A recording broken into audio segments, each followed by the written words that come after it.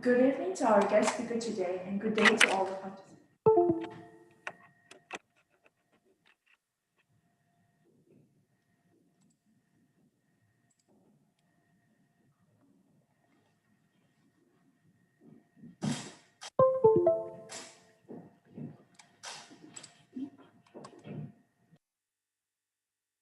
Good evening to our guest speaker today, and good day to all the participants.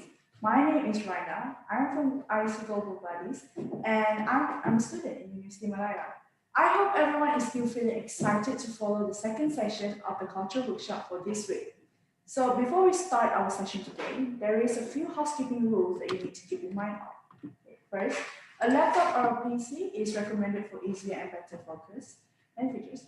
It is recommended to use a headset or earphone for clearer sounds.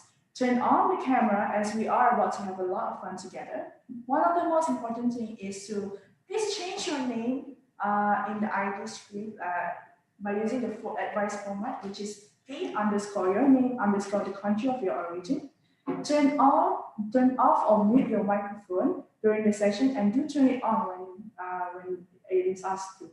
Ensure that you have stable internet connection as you don't want to miss any of the fun things. Okay? And since this is a virtual meeting, so you may have some snacks and coffee to enjoy it more. Okay? Also, don't forget to, if you have any questions that you want to ask, do type in the chat box beside in the meeting, so that by the end of the session, we will pick a few of the questions for the speaker to answer it. Okay. Now that we get that out of the way, let's begin with some background info about the speaker for today. I think excitement can't describe how happy I feel to meet our guest today. You want to know why? It's because we are so lucky to be able to get the chairman of Sutra Foundation, who is also the artistic director of Sutra Dance himself, to be with us today. Our guest speaker today has single-handedly establishing Odyssey as a recognizable and widely appreciated dance form in the country, while creating a distinctly Malaysian interpretation of this ancient tradition. Did I also forget to mention that our guest today has been acknowledged with one of the greatest titles, which is a living heritage in the government of Malaysia. Okay, even in 2012, United Nations has declared him as UNESCO Living Treasure. He was most recently conferred the Padma Shri Award in 2018 from the Government of India, the Pradana Awards, and not to mention the Lifetime Arts Achievement Awards in 2019 by Sugam Culture and Heritage Foundation. So today, we were able to get a few of his knowledge from his own experience, and then maybe a personal dance lesson from him. So when the time comes, I really hope that the participant could participate as well. As you know, this is the dance workshop. Okay? Thus, without waiting much longer, with such honor, I would like to present our guest speaker, Dr. Ramli Ibrahim, accompanied by the Director of International Student Center, Madam Vignesh. The floor is yours, Madam.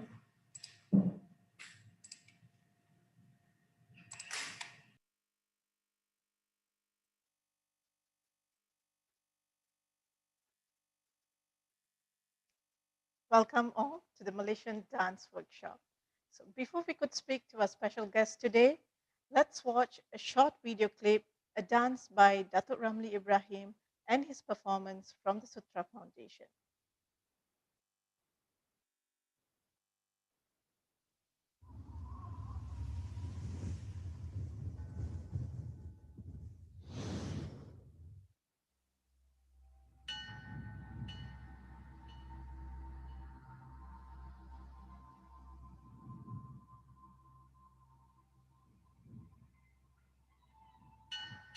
From ancient times, Surya has always been the object of worship.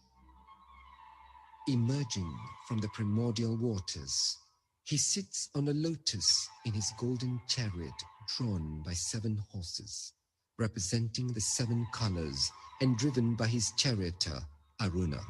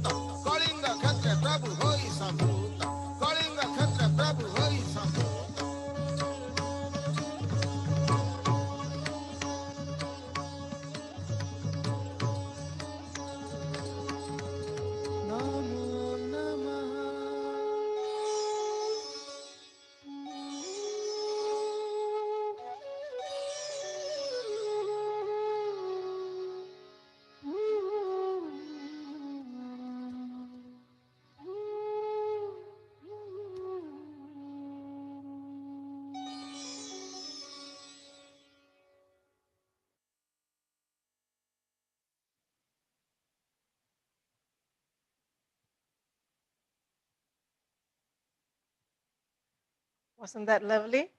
So now let's meet the legend himself. Hello, Dato. Hello, How are Vicky. you doing? Thank you for having me here. You fit in so much with our theme for this International Week, which is embracing diversity Right. for a better tomorrow. Why? Because I've read about your background. You have done a degree in mechanical engineering and you're from the MCKK College. And your RMC. RMC, sorry. And it's so diverse, your education background. How did you end up with the dance Well, career? also because I'm a Malay doing Indian classical Yes, that's dance, one so thing also. that's also very important in terms of diversity. How do I end up? I think it's because I followed my uh, destiny. I followed my bliss. I followed what I really wanted to do. I felt that eventually I will have to be in unison with what I want to do in life. So I think I was artistically inclined, inherently artistically inclined since I was young. So I followed that. Okay, that's so nice. Can you maybe tell our participants from your humble beginning, from your schooling days to your journey to Australia? Well, yes. So I'm now the chairman of Sutra Foundation, basically a dancer, choreographer, and teacher of dance. I feel that that the arts and culture represent a very important part of our psyche. It doesn't matter what kind of, I mean, I happen to uh, feel that the Indian classical dance uh, is the object in terms of my artistic objective, so to speak. But I was very much also in love with many other dances. I was trained in ballet. I worked as a modern dancer with a company in Australia, um, and of course, I started as a Malay classical, a Malay traditional dance, doing joget, zapin, and all those kind of things. But eventually, I zeroed in on the uh, Indian classical dance, but not forgetting the fact that I'm very much a contemporary person, and the way that I approach the traditional dance is very modern.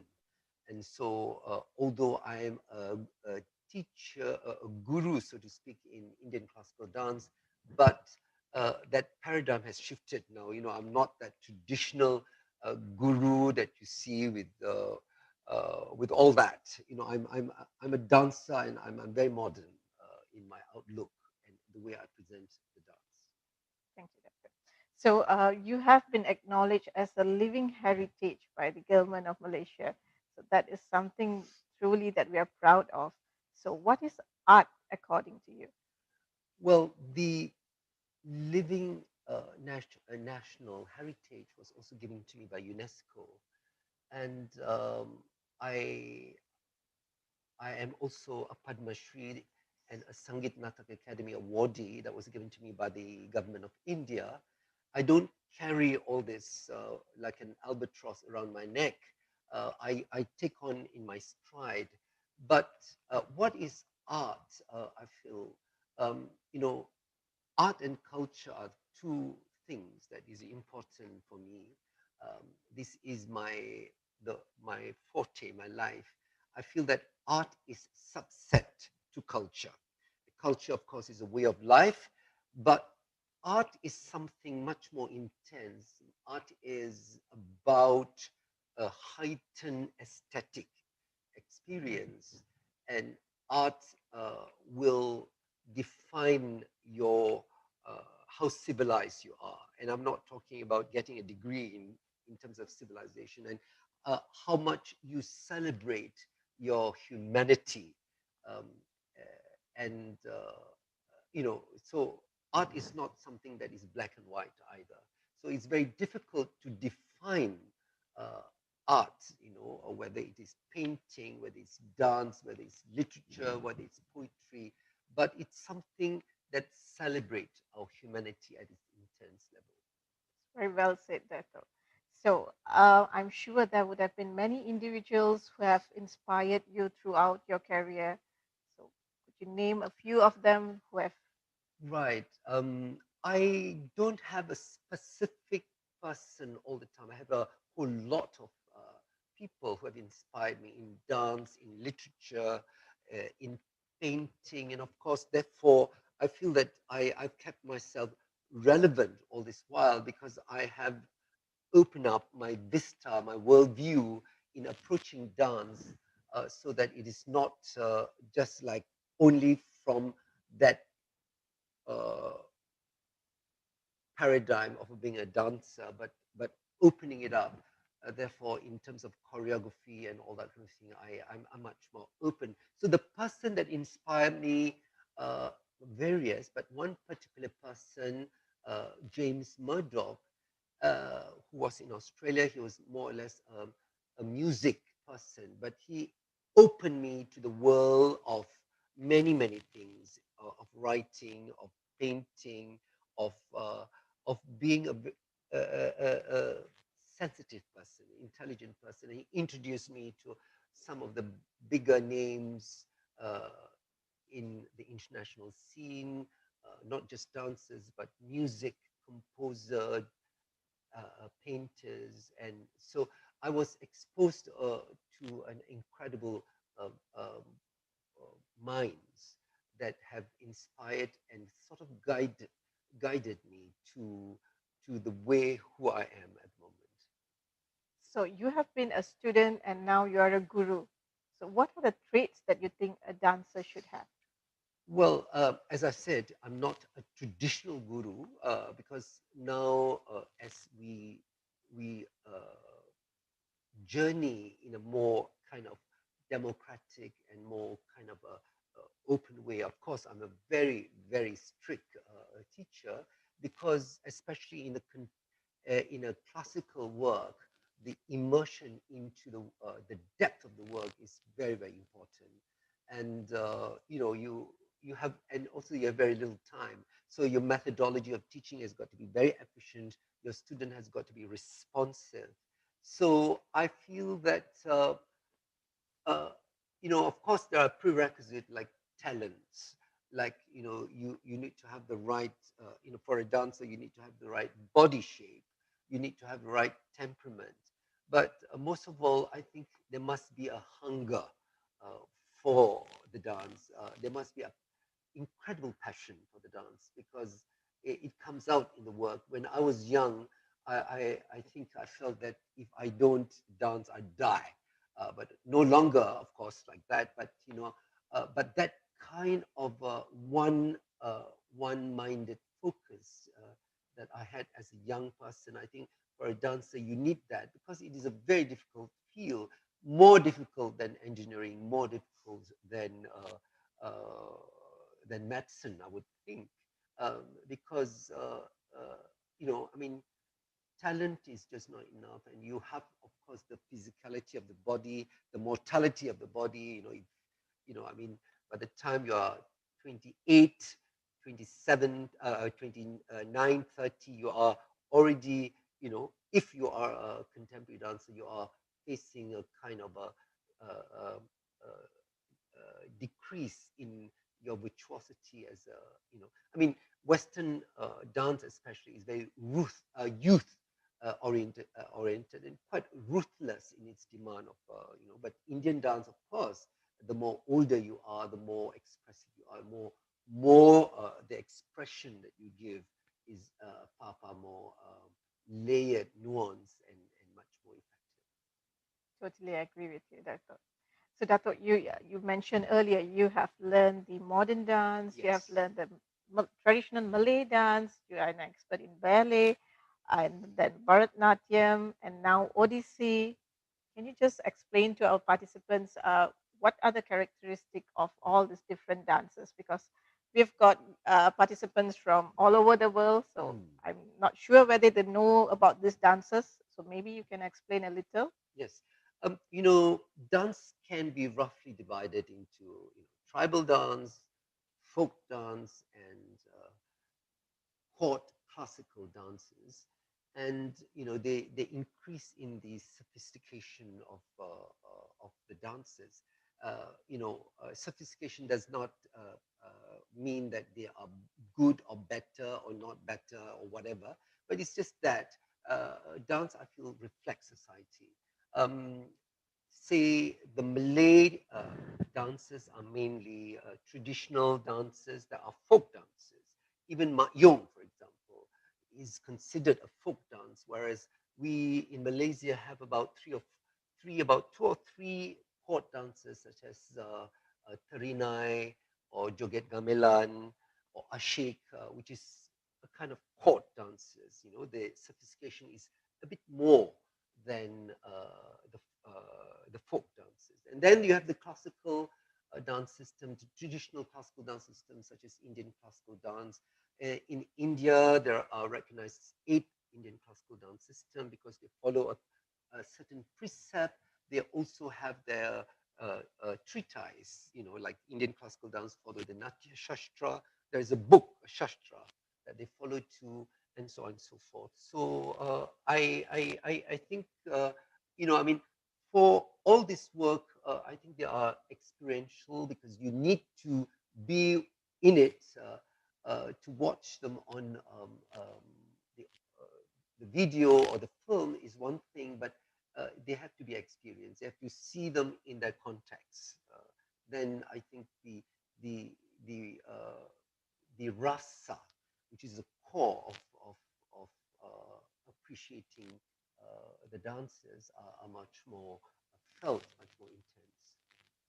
Yeah, as you said, yeah, there are certain traits like the dancer itself has to be in good shape, of course. Yes, And yes, yes. you, looking at you, it gives us complex because you, I've heard somewhere in one of the interview they say you are the anti-aging ambassador. Okay, so let's ask our participants online. Can you guess the age of Dato? Let's see. What does the participant say? Don't try too hard, please. So we've got a few here saying that, wow, 40 Dato. Wow. We've got also a Almost. few saying here 50. 35. Great. Would you like to reveal? Well, I think the dancer's body is the instrument, and therefore it has to be the most expressive because it has to be the way that uh, very effective. And one of the terrible thing, Vicky, is about dancing is the mortality. It's called aging process. But having said that, I am already past 67 years old. I'm looking Wow. forward to be 70 very soon. But yeah, I think dancers have to keep fit. I, I, I mean, there is a fallacy that dancers lead a very glamorous kind of life, but I lead a very austere life. I mean, not that austere that I don't love food. Food, of course, will be my eventual downfall. But you know, I mean, I exercise every day, I dance every day. When I teach, I'm with my dancers, and I demonstrate to them, with them, to them, and therefore I think we have to keep fit as dancers. That's right. Of course, everyone has to keep fit. And how has the lockdown been treating you? Did you manage to do the things that you want to do during the Well, lockdown? I think the lockdown has been one of the best things that have happened to me. I have fully worked it out to my advantage because you know I am a bit of a what you call that, an underdog kind of a person who looks after everyone. You know, I'm the one that is looking after my cats and my dogs and my garden and things like that, and dances. So I've not been concentrating on me.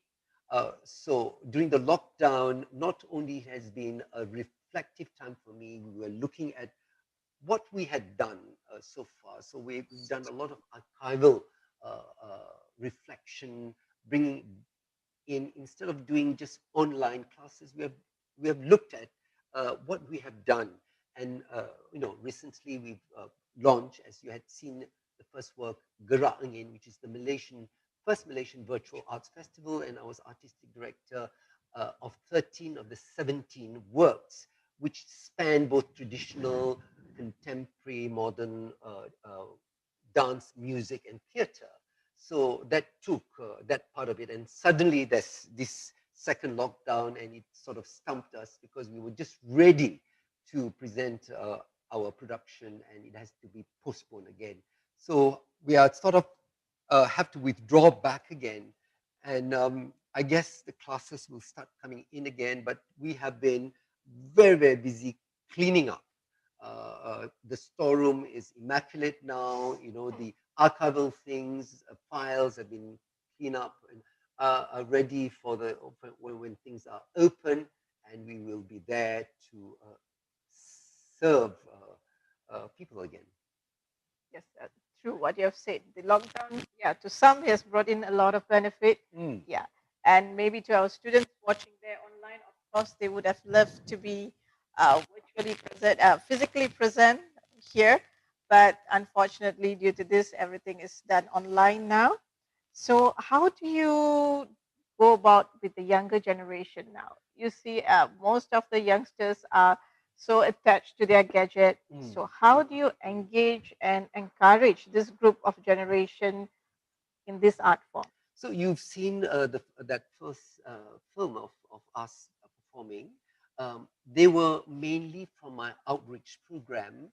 These are kids that I have invested in their training. We thought that introducing them to Indian classical dance is one of the best way to not only discipline, to empower them with their own with the depth of culture. It's not just looking at YouTube and wanting and demanding the instant gratification of looking at the video all the time, but doing it. And I think with culture, with art, you really have to invest your own time and energy in that work. So these are the kids that I have been training for a long time. We have quite a number. We have around about 150 of the kids.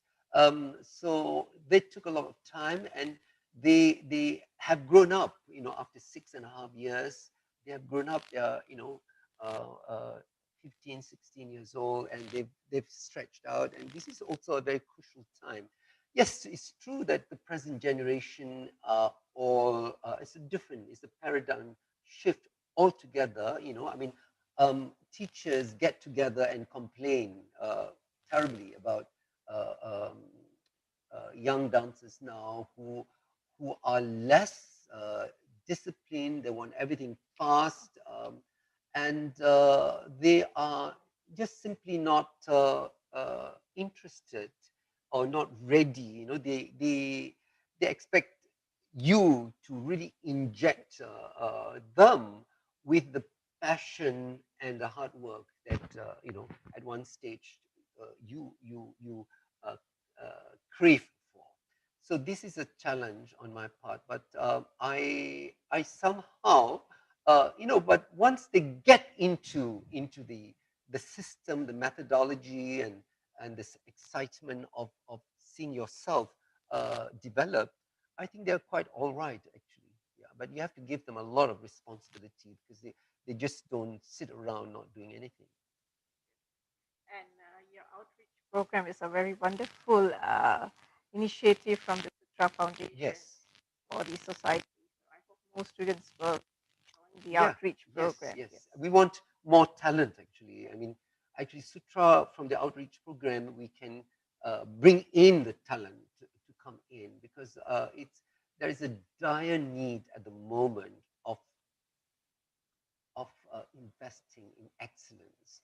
And it's, just going there, going to Rawang, Kajang, or Sungai Cho once a week is not enough actually. So to train a good dancer is like training an Olympic person, truly.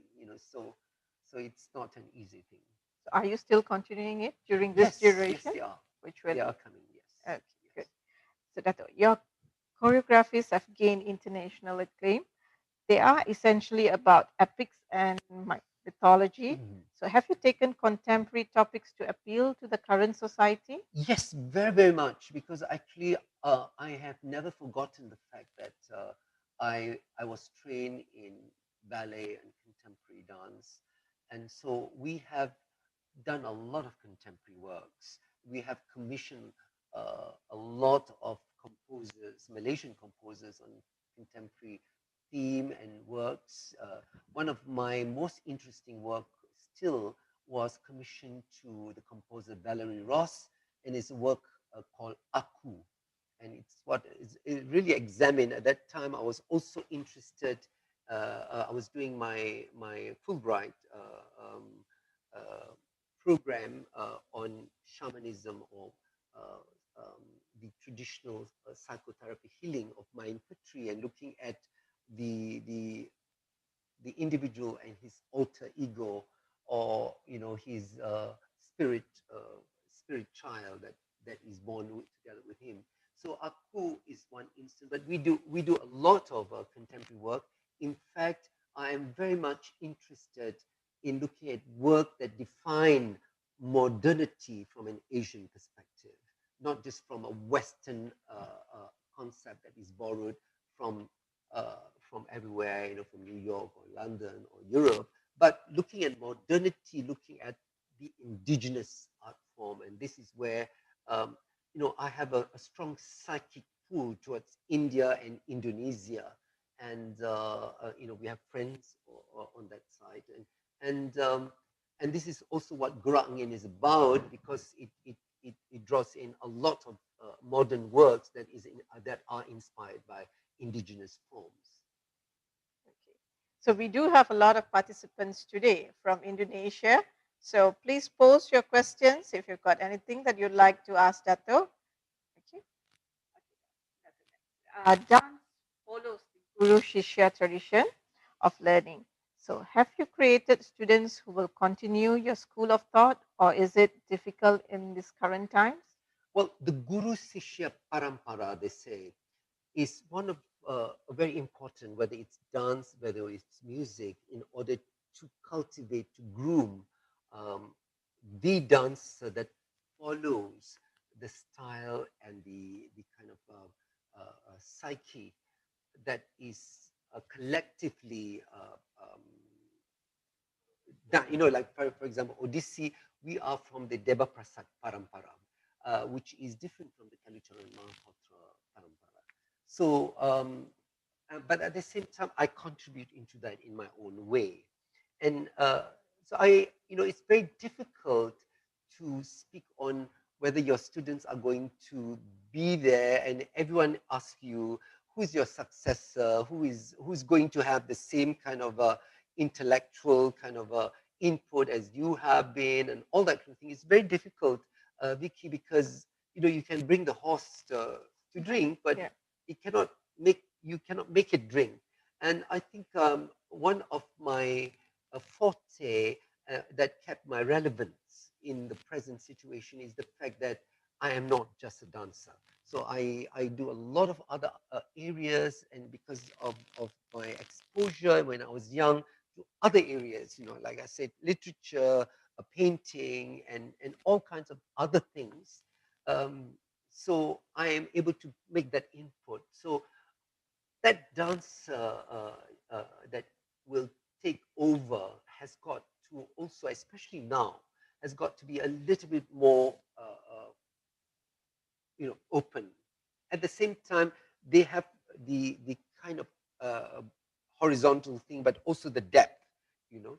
So it is difficult, but we have provided, we have sowed the seed, and it's not up to me to I've watered it and all that kind of thing. I just want to go back, and I've already done my responsibility, and let it grow, whatever it is. You've been doing wonderful with all your outreach programs. So we hope to see someone as good as Dato in the future. No, they have to be different, of course. Everyone is different. I'm ready for that. So let's see what the French say. Attendez-moi, astonish me. To my students, it's a challenge.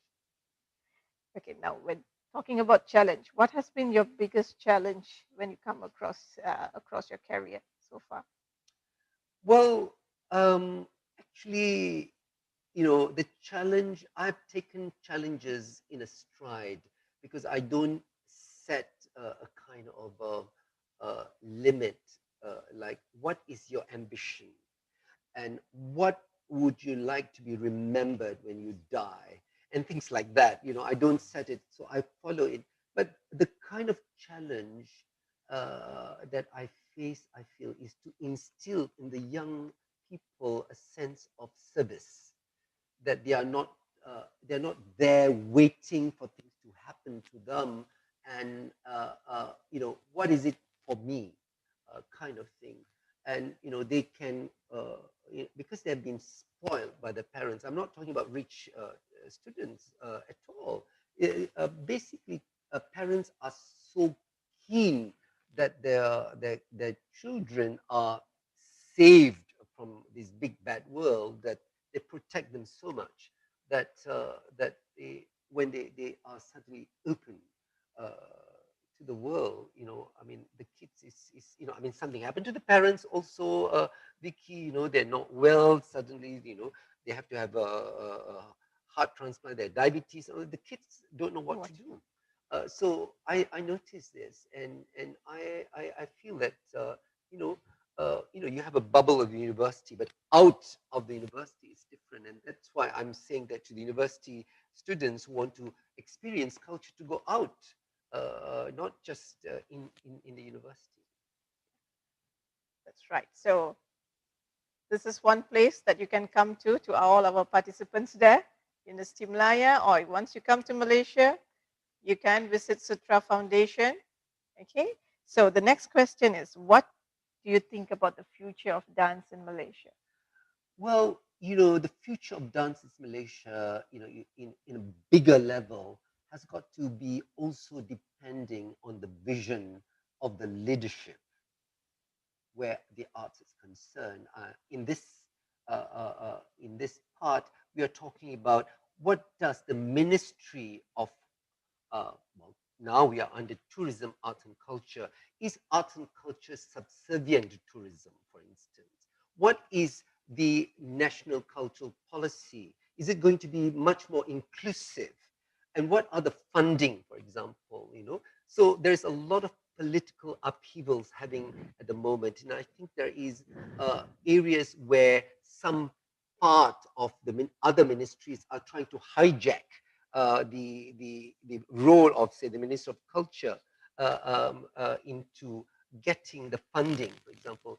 But the government, funding is one of the great problems of arts in Malaysia, because basically the funding don't get to the right people. I'm sorry. Okay, Dato. So now let's see if we've got any questions from our participants. Participants, you can post your question in the chat session.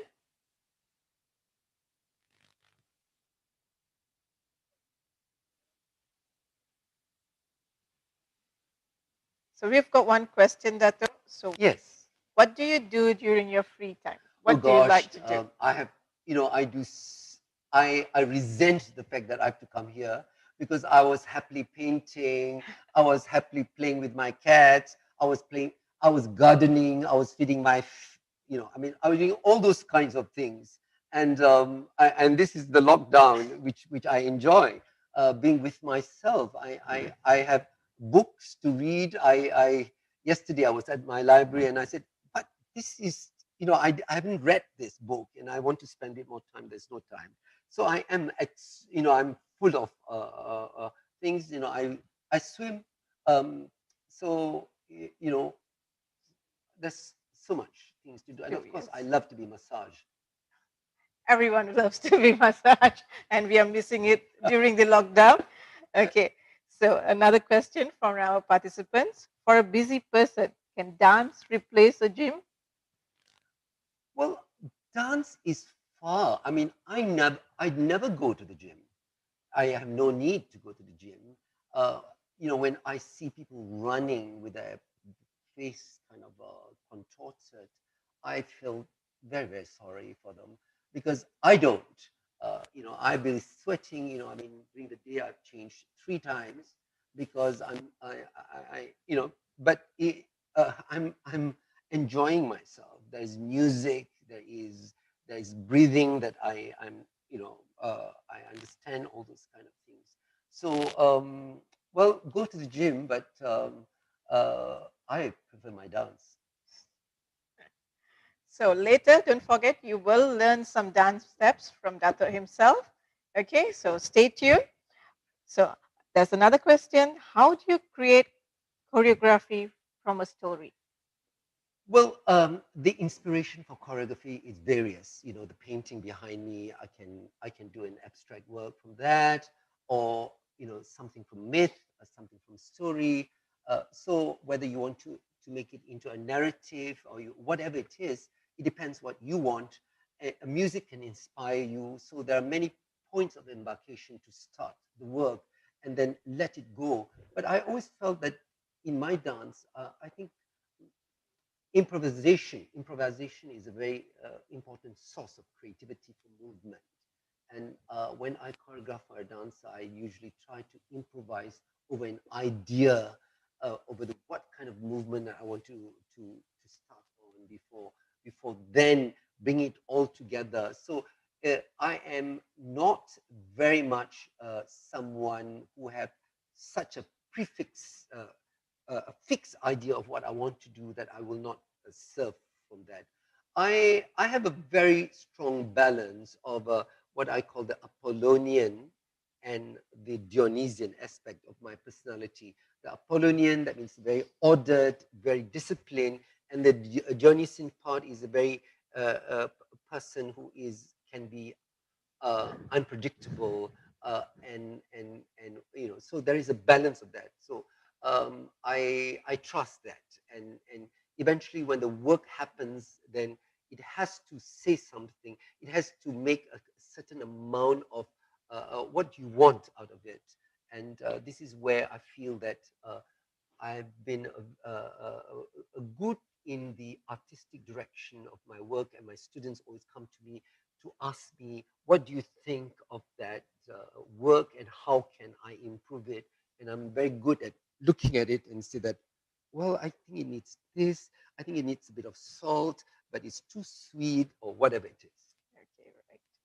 We've got a question from a student who is a little confused here with what he's Yes. supposed to do. So his question is, as a student now, we feel confused sometimes to pick what we want to choose right now, like career or interest. How did you ensure what did you do is your best choice? Would you mind to share with us? Well, that's a very interesting question for me because although I knew what I wanted to do, but I had to be in a military college, though I was very artistically inclined. I was also good in the science subject, so I end up having to do my degree in engineering. So it depends on what, I mean, life is a constant process of seeking balance and what, give and take. So when I was in Australia, when I knew that I'm going to do this, so I would wake up very early in the morning and already doing my bar before I have my breakfast. So I know that I will dance, and I was also dancing with the ballet company, the ballet company of Western Australia, and at the same time, I finished my degree. I was a Colombo Plan student, and I resolved from then on. I never even bother taking my taking my certificate. Um, I just left for Melbourne to continue with my dance, and then I got into the Sydney Dance Company. But later on, the University of Western Australia gave me a distinguished foreign alumni kind of thing for my contribution to multiculturalism. So there you are. So I did follow my bliss, so to speak. This is what Joseph Campbell said. You when you're young, you follow your bliss, and somehow the universe will look after you, perhaps. But even if you failed, you have tried, and you passed through that. You are not just being a mediocrity, sort of swimming in the sea of whatever, the sea of doing things that you don't may not like. Okay, thank you, Dato. So, uh, quite a few questions coming in. I hope it's okay, Yes, Dato. yes. Yeah, the next one is, what is your solution or proposed program to increase an interest in traditional dance, which most of us can agree that traditional dance doesn't attract as much interest as it was decades ago? Well, you have to be more specific, but Indian classical dance is all over the world now. So Indian classical dance is what we call a successful story of a traditional dance that has become all over the world. Whether you are in New York or in Tokyo, or whether you are in Kuala Lumpur in Australia, you have Bharatanatyam or Odissi or Kathak or whatever, Manipuri. But just in 1930s, when Anna Pavlova had come and to research on the Labayadere in India, and he met Rukmini Devi, who the founder of Kalakshetra. Uh, she told Rukmini, that there is hardly anything in in of your classical work. Why do you want to do classical ballet? You should concentrate on your work. But in Malaysia in 1930s, you have the Kampung Temenggung, where there were 100 Mak Yong dancers. So, there's a flip there. I mean, in Malaysia, there were Mak Yong was rich, but now it's almost dead. And what happened? Not only it's dead, it is banned in Kelantan. Mak Yong, Main Putri, the whole lot of the Malay indigenous forms. So these are the issues. Do I have to say any more? It's not that people are not interested in how you have in terms of bringing the whole revival and renaissance of traditional works. It has to be looked at very carefully, because I think this Sangeet Natak Academy of India, the cultural departments have been very, very good. You have the International Dance Day in India, and in India it's still alive and well. People are dancing Bharatanatyam, Odissi, whatever it is, and maybe in Hawaii there, where Carl Waltz was doing it, nothing is happening. So you have in places like India and Indonesia, the traditional dances are alive and well, because also say in Indonesia, culture and education is in one department. But so in order to effect a change for a community, a nation, I think the leadership of that particular work, you have to recognize first that arts is important, culture is important in nation building. Otherwise, you cannot. I mean, you just have to. It depends on individual efforts. but still that individual is important. But in order to effect a full change, I think there must be a kind of a political will to make that changes. Yes, Dato. Now, one last question from our participants. How do we separate art from the artist? Well, that's very difficult because they're both interrelated. Because where is the artist without the art, or where is my life, for example? They say that Ramli, your art and your life are inseparable. It's very true because I have allowed the art to flow into my life and my life to flow into art. So I think they're inseparable in one sense. For me, it is an irrelevant question. Okay, so now my last question to you, that your upcoming performance, the Triple Frontiers. Yes. Can you say a little about it? Yes, this is a very interesting work. We've always been strongly feminist in our work because, you know, Odyssey celebrates women, but there are not many women dance makers. Women have always been the vehicle of Odyssey rather than the maker of Odyssey. And this Triple Frontiers, we are giving homage to 3 young Odyssey dance makers, Parvati Dutta, Mira Das, and Sujata Mishra. And they have come to Sutra to train our dancers, especially the young dancers. And then I have then made it into a contemporary group composition that even sort of not only augmented, lifted up into something a bit more different. That's the transformation that we're doing in Triple Frontiers. Okay, that's great. Wish you all the best for your future program, Dato. Thank you, Vicky. Dato. We would like the participants now to learn a few steps from Dato. So Dato, I would appreciate if you can share demonstrate a few steps for our participants. Yeah. And we have our student, Afnan, together with Dato. Hi. Hi, Sham. So let's try, because in Indian classical dance, it's Afnan, right? Yes. Let's see the hand gestures. Let's have the Katakamuka. Yep, that. And open to the front. Stretch the elbow and back again. And side. And side.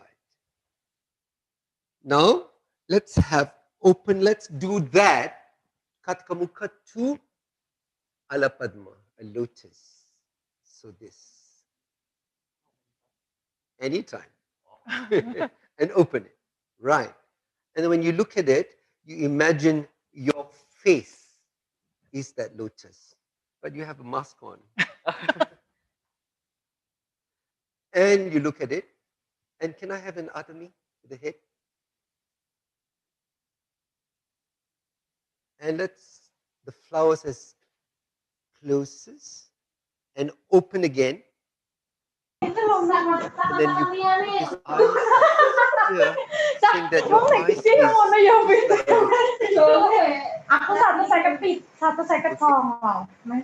that's it. Yeah. All right, and let's have this. You have a flower, and then you go down, and then you sit down. And you take the flower and you put down, because you know why? Because out in front there is who? Who do you want to say? Is it Shiva? And if it's Shiva, it's here. Right. Very good, Afnan. That's. Thank you. So thank you so much, Dato, for the wonderful sharing session. It was so good to have you under our International Week, and we hope the participants would have had a wonderful time following our interview session today. So don't go anywhere. Stay tuned, because we've got Afnan coming back to share with you a few steps on the Malay dance.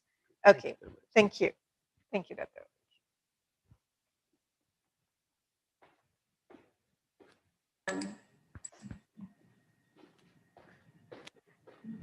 Next one.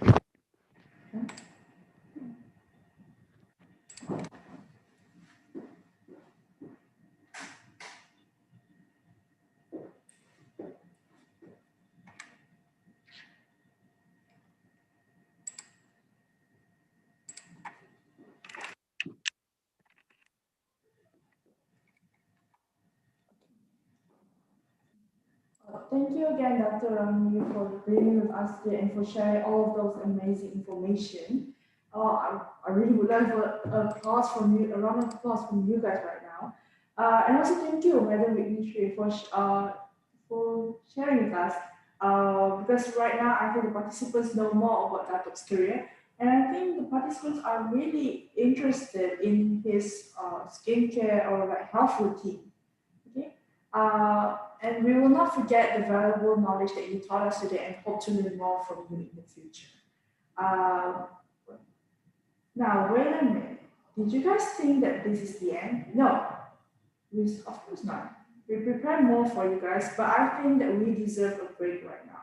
So for those who are trying to refill their snacks or wanting to get some extra coffee for them, or anyone who wants to go for a bathroom break, they can do it now because we will have a 2-minute breaks from now.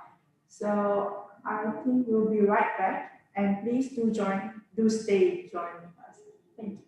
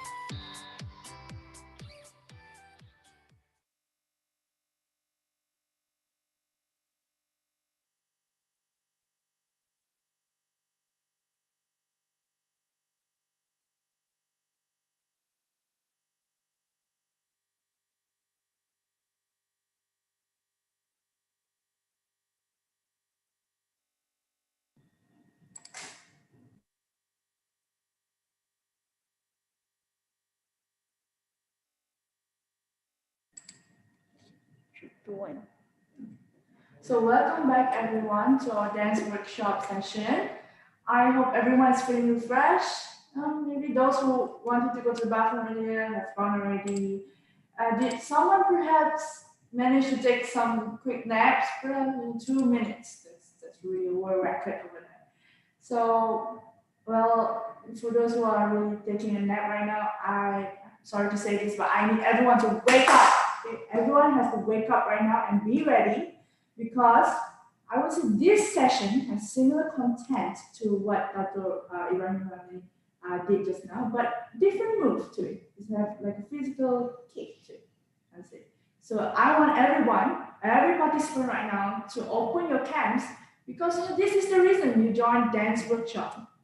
Try to follow the dance move and how do you do it? We can't see how you move. So please open up your webcams and get your body stretching because we are going to start our dance tutorial by one of ICGB finest and one of the best dancer in University Malaya, Mr. Afnan. Take it away.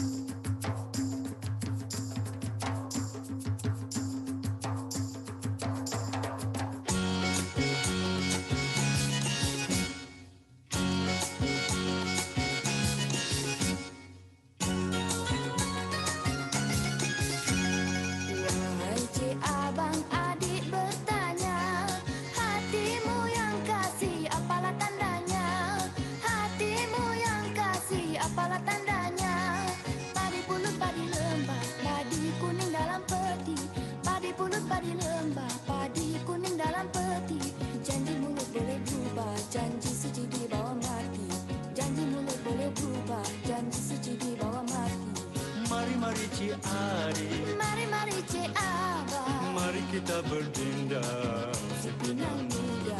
Mari Cik Adik, mari Cik Abang, menarilah sila pinang muda, hai sila pinang muda.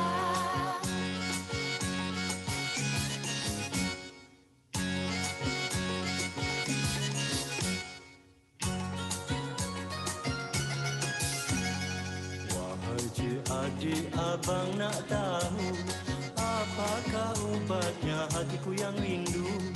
Apakah obatnya hatiku yang rindu? Tinggi sungguh bulan satu, mana lawan bintang seribu. Tinggi sungguh bulan satu, mana lawan bintang seribu. Kalau ada rasa rindu, dalam mimpi kita bertemu. Kalau ada rasa rindu, dalam mimpi kita bertemu. Mari Cik Adik, mari Cik Abang, mari kita berdendang sepinang muda. Mari Cik Adik, mari Cik Abang, menarilah sila pinang muda, hai sila pinang muda.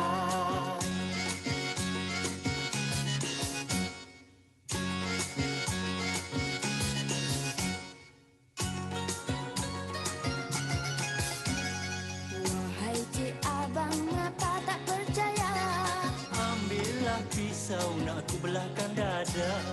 Ambillah pisau nak ku belahkan dada. 2, 3 kucing lari, mana nak sama kucing benang. 2, 3 kucing lari, mana nak sama kucing benang.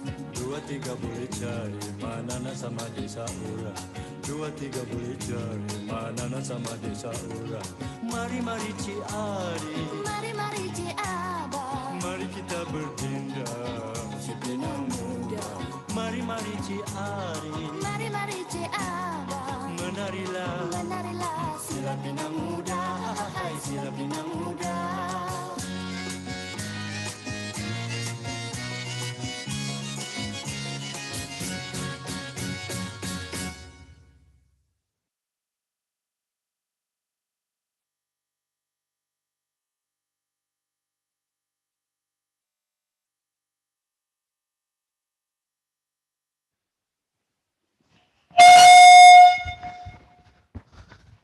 Hi. Hi everyone. Good day, wherever you are right now. Okay, how was the performance just now? I hope you guys really enjoy yourself watching that performance. All right. My name is Afnan. I'm one of the international global body in University Malaya. So uh, today I'll be teaching you guys some of the traditional Malay dance in Malaysia. And because it called as a workshop, so I hope you guys can work on your muscle and joint to stand up and dance along with me. So, all right, without wasting any moment, so the performance just now was called as joget. It's one of the traditional dance in Malaysia. Actually, it's originated from Malacca and influenced by the Portuguese dance called as branyo, or some other call as the ronggeng. All right. So this movement, in this dance have many type of movement, and also is very popular among Malaysian.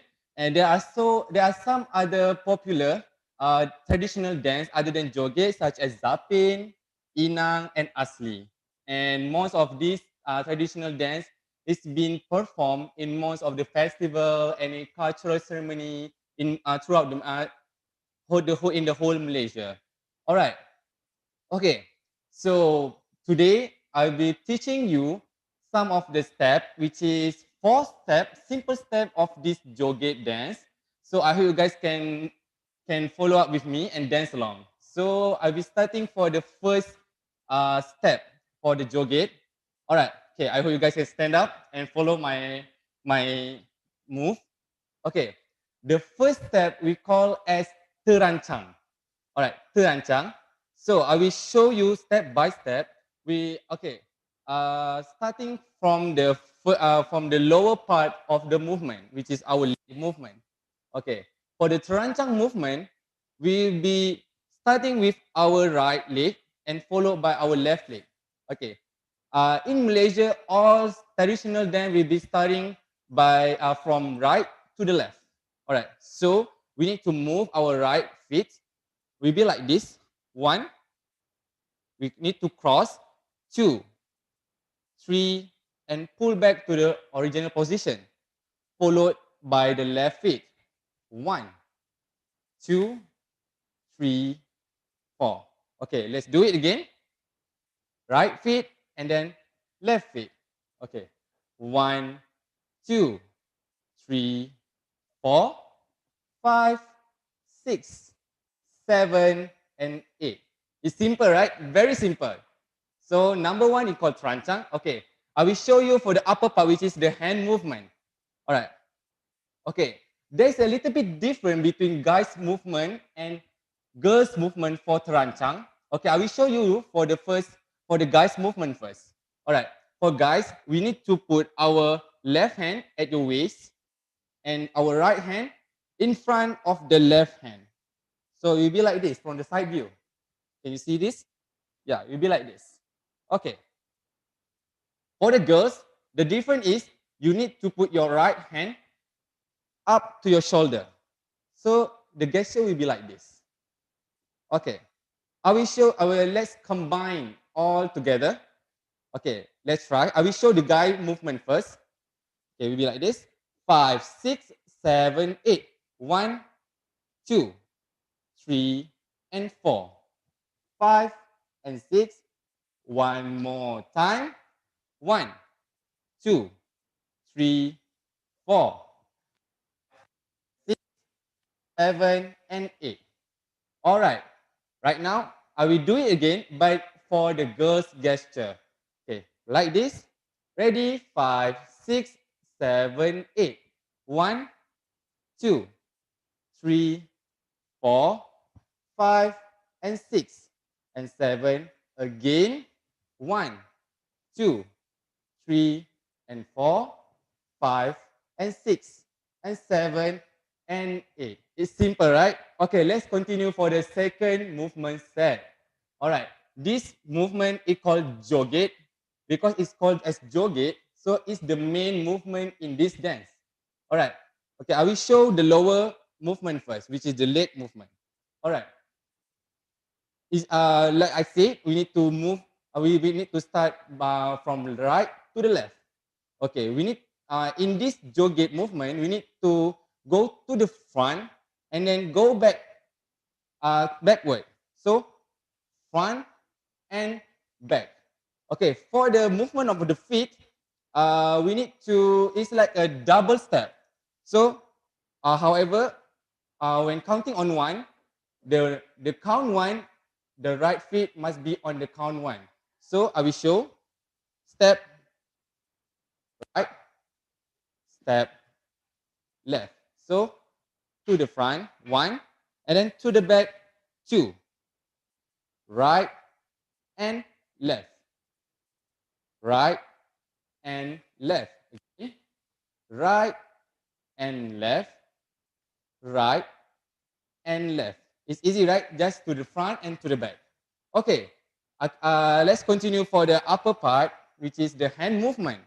Okay, for this part, there's no such significant difference between guys and girls. It's actually the same.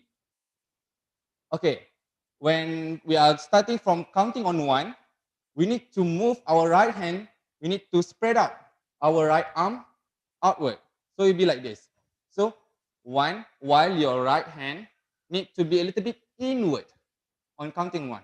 So one. For number two, two, just switch. Three and four. Five and six and seven and eight.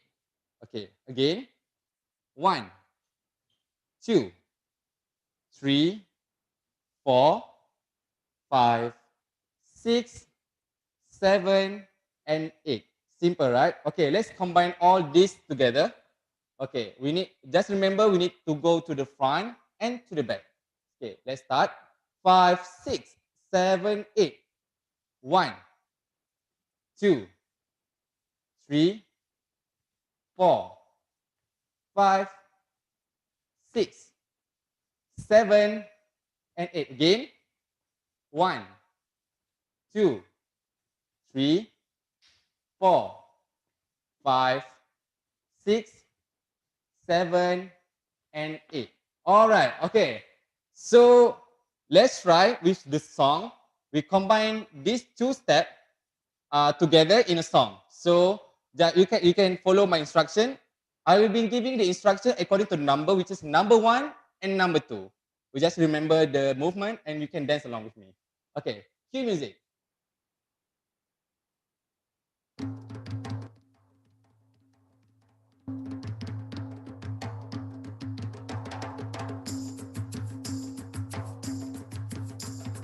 Five, six, number 1. 1, 2, 3, 4, 5, 6, number 2. 1, back, front, back, Hai cik abang adik bertanya, hatimu yang kasih apalah tandanya, hatimu yang kasih apalah tandanya. Padi pulut padi lembah, padi kuning dalam peti, padi pulut padi lembah, padi kuning dalam peti. Janji mulut boleh berubah, janji suci di bawah mati.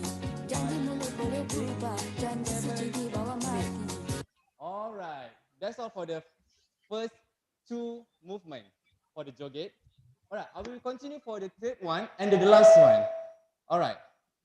Okay, the third one is very simple, but a little bit different from the first two part. Okay, we need to, like as I said, we need to start with our right side of the body and we continue for the left side. Okay, this, the number 3, we need to move our leg to the right, our right leg to the left. So it be like this. 1, you need to raise up to the center and put back to the original place. I show again. 1, center, original. Okay, again. 1 and 2. Again. 1 and 2. So same goes to the left. So 1 and 2. So your left feet need to go to the right. 3 and 4. 5 and 6. 7 and 8. It's easy, right? Just move and raise your leg. Okay, for the movement of the hand, it will be easier. So you just need to follow where which leg you are moving. So if we are moving the right leg, so our right hand will be move along. So it will be like this. Just make a big circle in front of you. So it will be like this. One big circle. Left. Two big circle. Again. Three big circle. And four big circle. All right. Okay. I repeat for the whole movement of number 3. Okay. Let's try.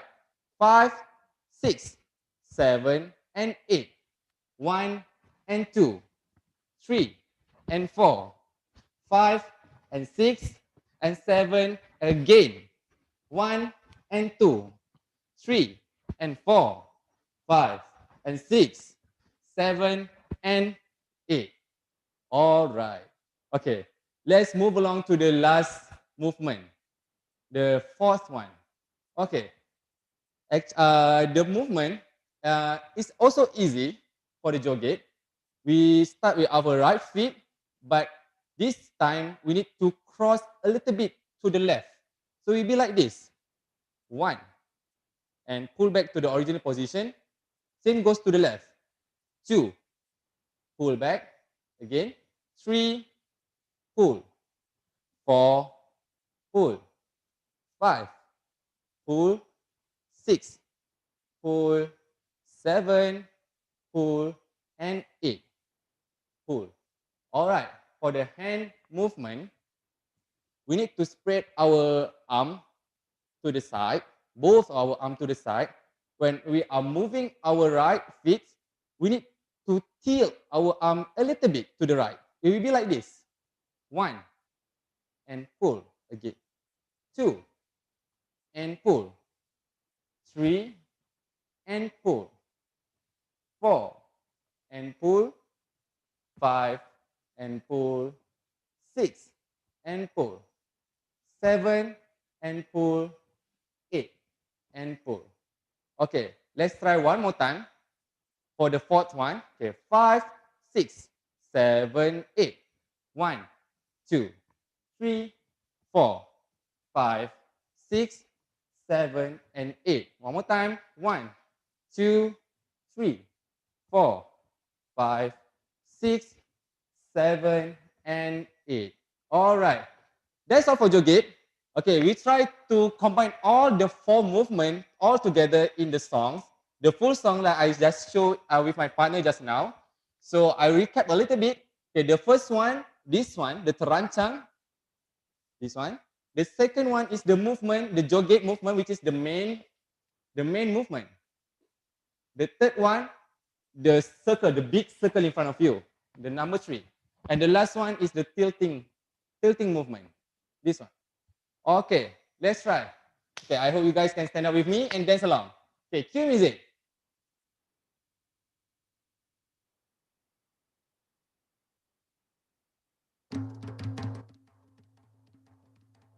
Okay, I will be giving this song together.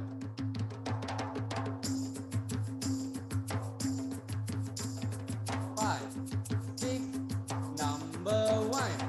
1, 2, 3, 4, 5, 6, number 2. 1, 2, 3, 4, 5. Wahai cik abang adik bertanya, hatimu yang kasih apalah tandanya? Hatimu yang kasih apalah tandanya?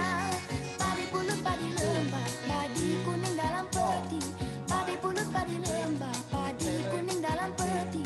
Janji mulut boleh berubah, janji suci di bawah mati. Janji mulut boleh berubah, janji suci di bawah mati. Mari-mari cik adik, Mari-mari cik abang, mari kita berdendang. Number 4. Mari-mari cik adik, mari-mari cik abang. menarilah. Menarilah silat inang muda, hai silat inang muda. 1, 2, 3, 4, 5, 6, number 2.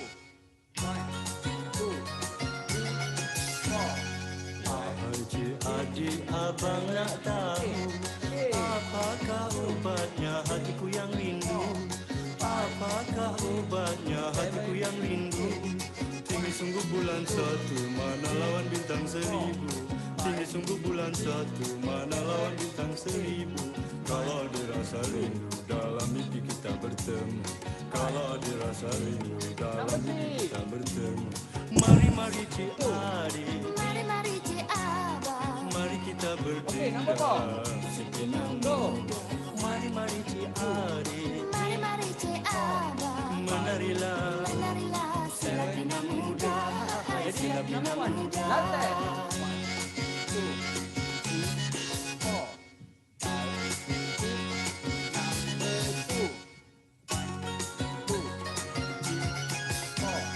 Wahai cik abang, ngapa tak percaya? Ambillah pisau nak ku belahkan dada. Ambillah pisau nak ku belahkan dada. Dua tiga kucing lari, mana nak samas kucing berenang. Dua tiga kucing lari, mana nak samas kucing berenang. Dua tiga boleh cari, mana nak sama desa orang.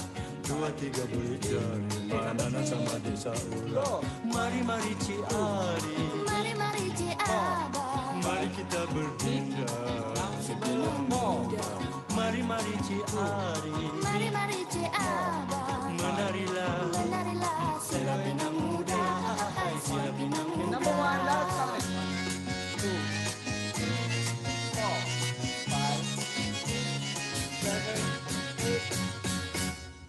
Alright. Okay. That's for the whole movement of joget. How was it? It was fun, right? Okay, let's try for the one last time. So I hope you guys can get a little bit how the movement of the joget, even though it's a little bit fast for me, but for you guys, I hope you guys can get along with me. Okay, let's try one more time with the whole song.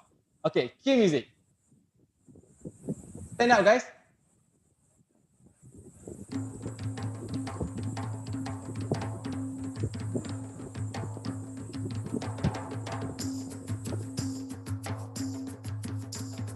Five, six, number one.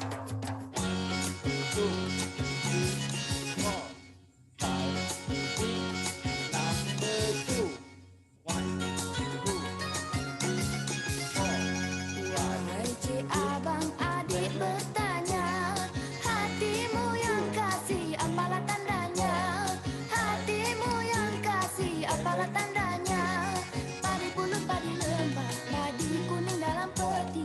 Padi pulut padi lembah, padi kuning dalam peti. Janji mulut boleh berubah, janji suci di bawah mati. Janji mulut boleh berubah, janji suci di bawah mati. Mari mari cik adik, Mari mari cik abang, mari kita berdendang. Segenap muda. Mari mari cik adik, mari mari cik abang, menarilah. menarilah sila bina muda, hai sila bina muda. 2, 3, 4, 5, 6, number 2. 1, 2, 3, 4. Enjoy yourself, guys. Cik adik abang nak tahu, apakah ubatnya hatiku yang rindu? Apakah ubatnya hatiku yang rindu? Tinggi sungguh bulan satu, mana lawan bintang seribu. Tinggi sungguh bulan satu, mana lawan bintang seribu.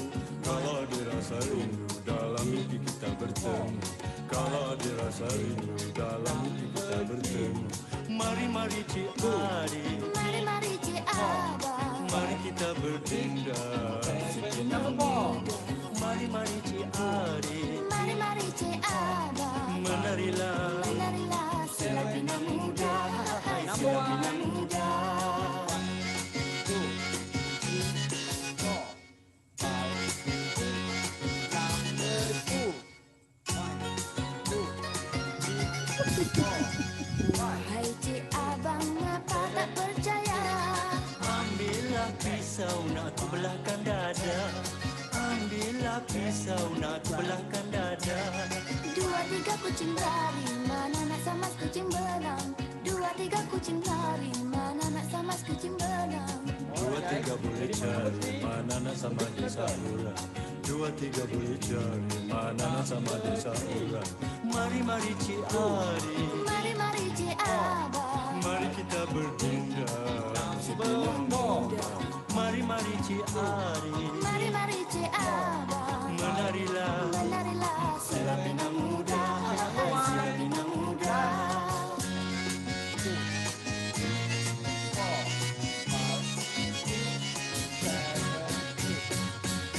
Alright. Okay. I hope you guys enjoy while learning this movement and dance for joget. Okay.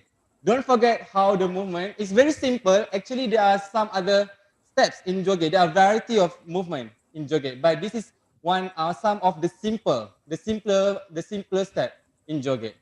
All right, stay tuned, guys. We're going to have another dance type of dance, traditional dance after this. So, all right, stay tuned.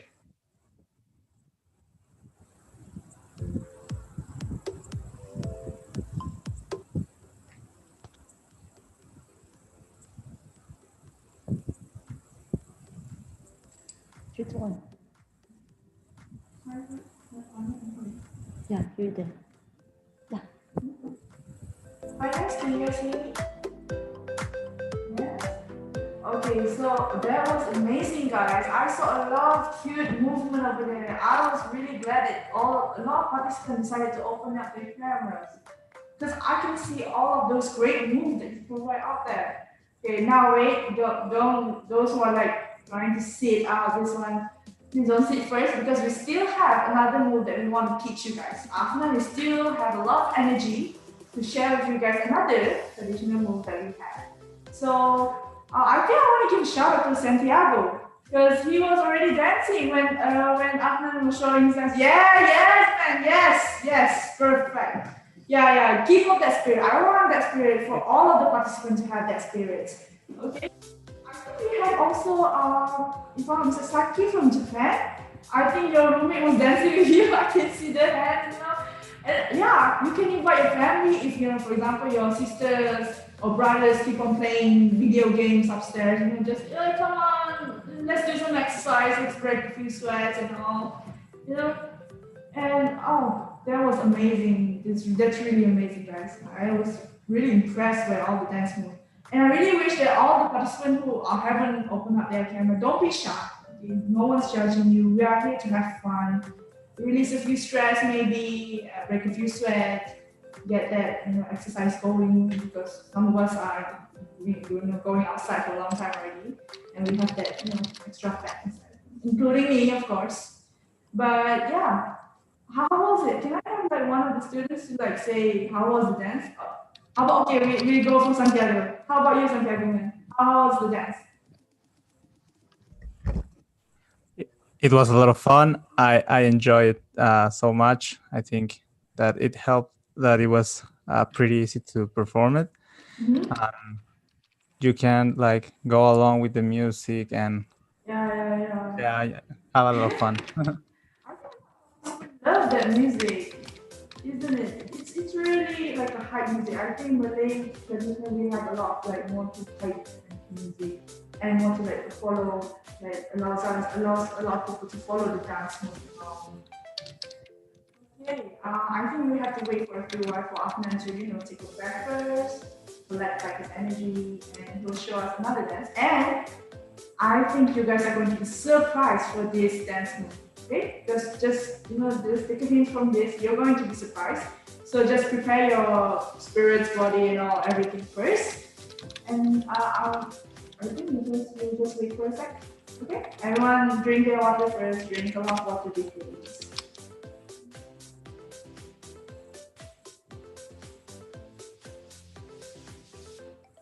Okay, ready.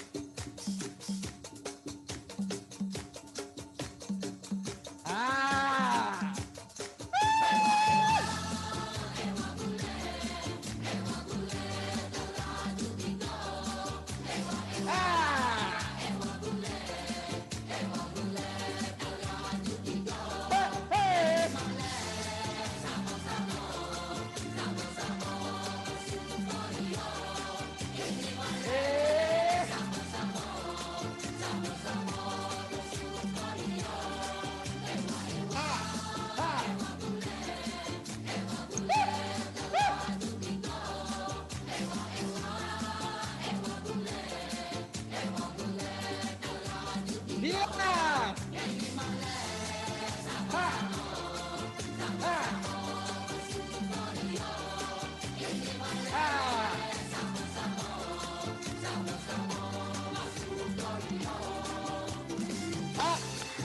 Ha. Ha. Ha. Ha.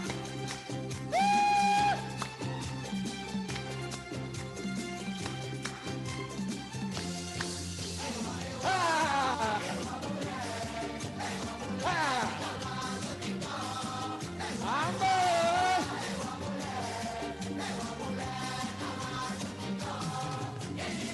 Hai.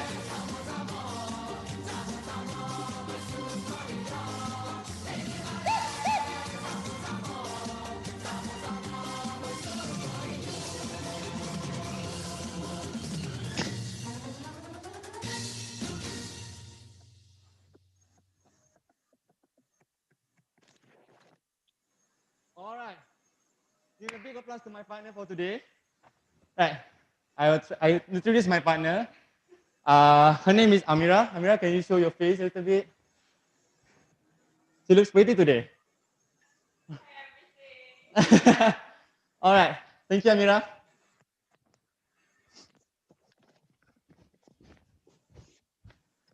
All right, guys.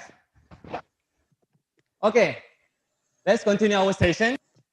It was fun, right? And it's quite tiring, and we're gasping for air right now. Okay. The dance just now was called Wau Bulan dance. Okay, why is it Wau Bulan? So you see this big picture. This is the picture of Wau Bulan. Actually, it's a kite. A kite, which is Wau means kite, and Bulan is moon. So if you combine together, it's a moon kite. All right. Actually, the dance, the Wau Bulan names, is come from a woman names, which is Cik Siti Wau Bulan. Okay, and this dance actually originated from the east coast of Malaysia, which is the Kelantan state. It's one of the states, and it's very traditional. It's a folk dance in that state. All right. Usually, this dance is being performed by the youngsters during the harvesting season.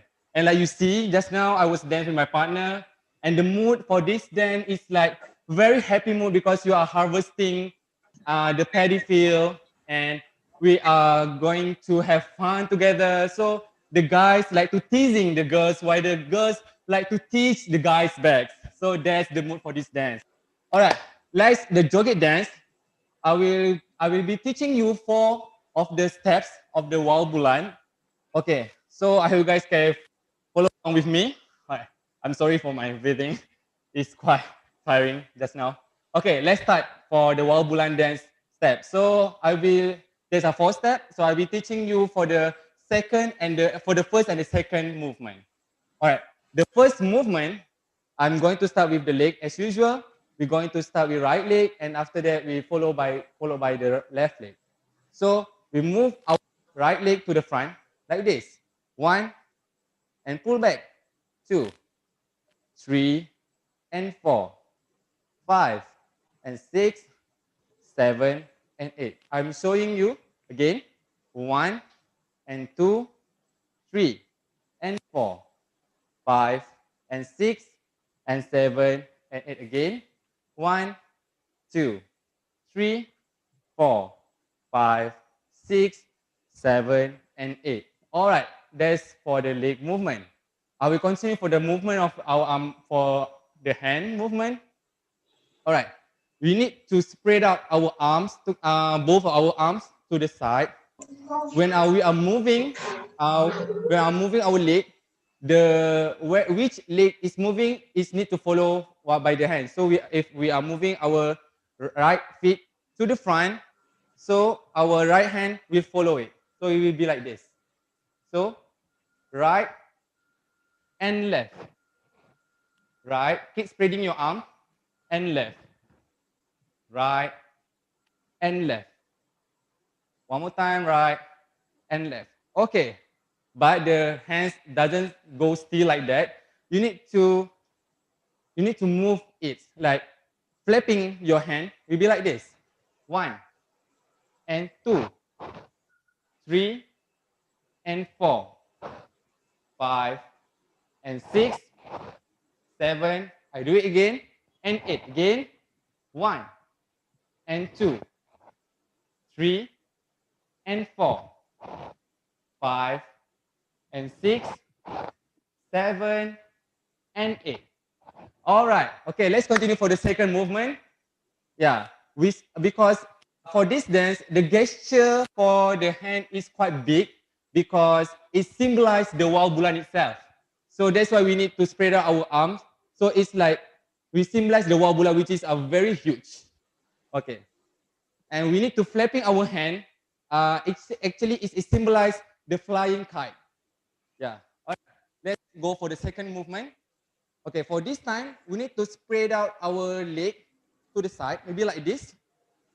And then we need to, when we need to move to the right, let's bend a little bit to the right. 1, and 2, 3, and 4, 5, and 6, 7, and 8. All right, okay, for the hand movement, actually it's the same with the number 1 movement, which is we need to spread out, but this time we need to flapping at the side. Just now we're flapping at the front, right? But this time we need to flapping at the side. So let's try. 5, 6, 7, 8. Right. 1, 2. 2 to the left. 3, 4. To the right. 5, 6. To the left. 7 and 8. Okay, again. 5, 6, 7, 8. 1, 2, 3, 4, 5, 6. One more time. 1, 2, 3, 4, 5, 6, 7, 8. It's simple, right? Okay. Let's start with the song. We combine all these two movements, the flapping to the front and flapping to the left. To the side. With the song. Okay. I will giving the instruction using the number 1 and number 2. Right? Okay, let's try. Cue music.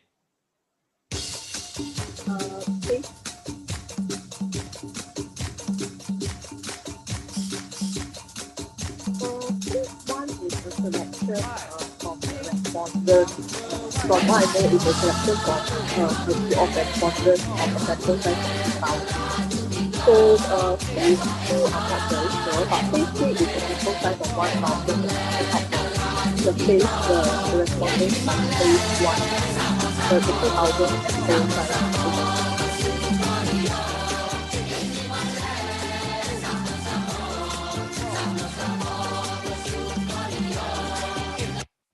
All right.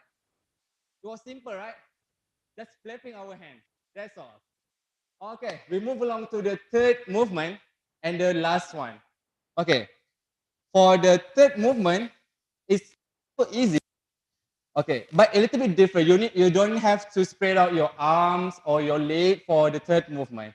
Okay, for the leg part, it's very easy. You like stepping, like stomping, but not a very not a very huge stomping. Just like a small stomping. 1, 2, 3, 4, 5, 6, 7. Again. 1, 2, 3, 4, 5, 6, 7, 8. All right. Okay, let's move along to the hand movement. Yeah. Just now you see when my partner are doing like this, all the time she did. Yeah, because this is one of the main movement in Wau Bulan dance. So how to do it is very easy. It's like you are pushing something to the front and pull back, but in a circular motion. So if the side, it will be like this. 1, 2, 3, and 4, 5, 6, 7. Again. 1, 2, 3, 4, 5, 6, 7, 8. All right, let's combine with the stomping movement and this motion. Okay, let's try. 5, 6, 7, 8. 1, 2, 3, 4, 5, 6. One more time. 1, 2, 3, 4, 5, 6, 7, 8. It's easy, right? So while you are pushing, don't forget to keep on stomping. That's all. All right, let's go for the last movement of the Wau Bulan dance for today. Okay, actually it's like a combined movement. So because just now you see that I'm going down, and after that I'm going up around several times throughout the songs. So whenever you want to go down to the ground, you need to do this one. Yeah, like you need to shake your arms like alternately, so from the right to the left. So 1, 2, 3, 4, 5, 6, 7, 8. Yeah. While you're doing this, we are going down slowly. So it will be like this. 1, 2, 3, 4, 5, 6, 7, 8. Yeah. This is the movement if you are going down or going up. So after 1 until 8, after that, we are doing this. 1, using your right hand to the right. 1. And then switch. 2. And after that, we need to raise our both arms in the air and make like a sway motion in the air. So it'll be like 1, 2, right, left, right, left. Yeah. Okay, let's try. 5, 6, 7, 8. 1, 2. Right, left, right, left. Yeah, actually this movement shows like the wind blowing while the kite is flying. Yeah, so it's like a very gentle movement in the air. Okay, let's try. 5, 6, 7, 8. 1, 2, 3, and 4. One more time. 5, 6, 7, and 8, and. All right. Okay. We do it this 4 times. 1, 2, 3, 4. One time. And we repeat again for 4 times. So after that, we need to go up. Okay. In order to go up, like I said, we need to do this movement. Okay. Okay. Assuming that we already do this 4 times. Okay. We are going up. 5, 6, 7, 8. 1, 2, 3, 4, 5, 6, 7, 8. All right. Okay. That's all. Okay, I make a brief recap for the whole movement of the Wau Bulan dance. The first one is the flapping to the front. This is the first. The second one is flapping to the side. 1, 2, 3, 4. Number 3, the third one will be the stomping while circling or pushing. 1, 2, 3, 4, 5, 6, down. Okay, the last one is this one. Going down and going up. Okay, 5, 6, 7, 8. 1, 2, 3, 4, 5, 6, 7, 8. Right, left, up in the air. Right, left, up in the air. Right, left, up in the air. One last time. Going up. 1, 2, 3, 4, 5, 6, 7, 8. All right, that's all. Okay, if you listen carefully to the song, there's the final part of the song which is a little bit upbeat as from the beginning of the song. You just need to shake like this in vigorous way. Yeah, because the beat is a little bit upbeat, so you need to move a little bit fast. But the movement will be like this. So yeah, that's the final of the song. All right, let's try for the whole song. Okay, cue music. I'll be giving instruction along. Don't worry.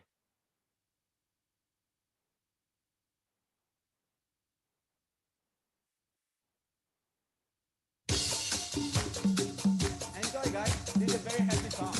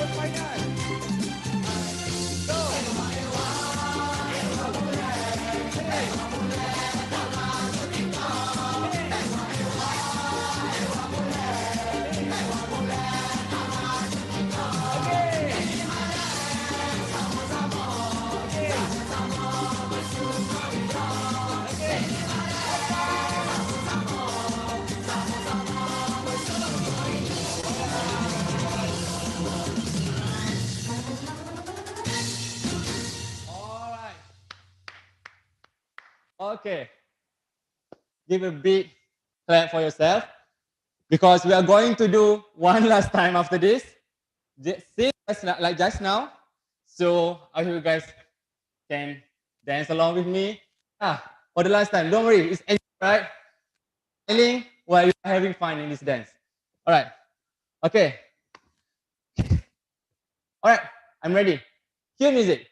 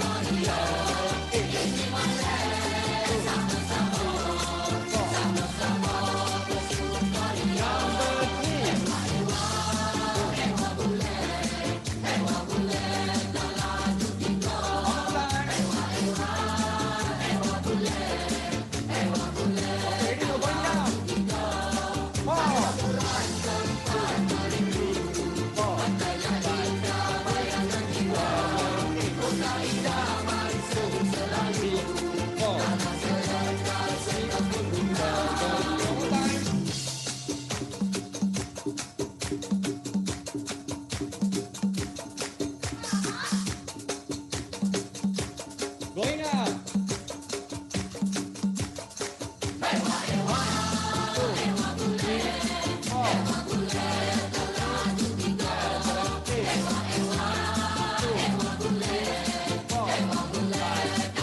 Betul.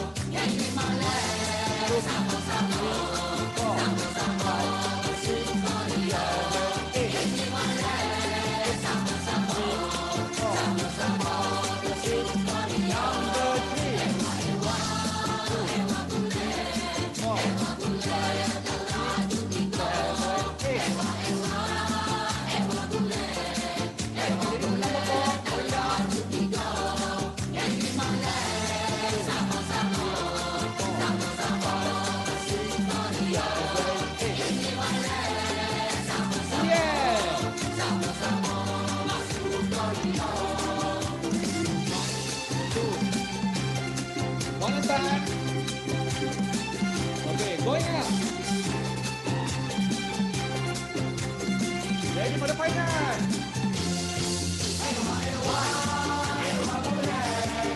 Hey. Hey.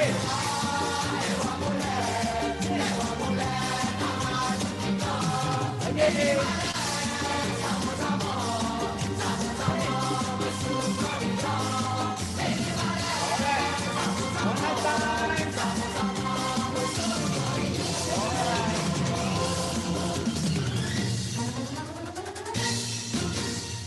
All right. I hope you guys enjoy this workshop for today. Okay, so as the final, okay, so you guys already learned two dances, traditional dances. One is the joget dance, and the second one is Wau Bulan. These two dances is traditional dance, but however, we classify these two dance into two classes, like Datuk Ramli said just now, which is one of it is the traditional dance, and Wau Bulan dance is a folk dance. Yeah. Okay, there's a difference between these dance. All right. Okay. So I hope you guys enjoy for this workshop. Yeah, I'm gasping for air, so I cannot talk so properly right now. Okay. So yeah, I'm sweating. Like Dato' Ramli said, it's not. I don't have to go to the gym in order to get sweating. All right. So I hope you guys enjoy, and our workshop will be end after this. So stay tuned, guys, because after this we have the language class. So that's all. Thank you. Have a nice day. Bye.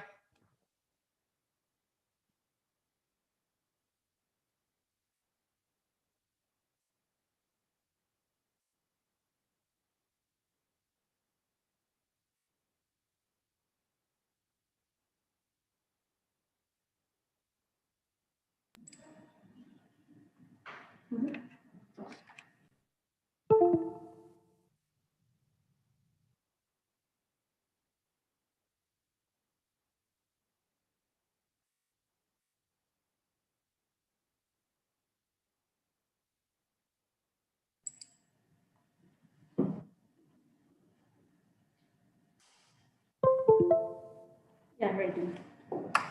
Oh my God, hi. I'm back again. Woo, wasn't that fun, guys? Okay, I know that some of you were saying that the MC wasn't dancing. I was dancing behind the screen. I was having, because this was a really fun activity to do together. Personally, I really love the shimmy part. I know everyone's loving it. Everyone's like so aggressive doing that part. I don't know why. But okay, so I think it's been a while since you guys did some exercise. Can we get a round of applause for Afnan? Can we get a round of applause for you guys? You guys were extremely amazing. I would say amazing. Oh, I think. Sorry. Now that I think we have reached the end of the session. So, but before you guys leave, there is a few things that I would like to say, which is the next. Do remember to fill in the survey. I think in the chat box should be available now. Do fill in the survey as it is your considered your attendance, and it will be closed soon. So in the meantime, while we're speaking, do try to fill it up. Okay, and then so don't forget to join. Don't forget to join us on the same time tomorrow for another cultural workshop. Okay, we have the ethnics heritage, the Prana comes tomorrow. So I would say that you will see and you will be salivating to see a lot of food tomorrow also. Okay, we also have the next session, which is the Japanese language class. So for those who are joining the Japanese language class, you can just wait for a while. I think in another 11 minutes, we'll be going to that session. Okay? I want to thank you guys again for participating. I've seen a lot of you guys. I've seen some participants who are dancing in the library, I think, in the chat box I saw in the middle of this, I'm not sure if it's in the middle of the street, but I think corridors, office, it's fun to bust the moves everywhere you can see. Okay, and I really am thankful for you guys for participating on this. And I hope that you guys enjoyed this as much as I did. Okay, good day everyone, and take a rest for a while. Bye everyone.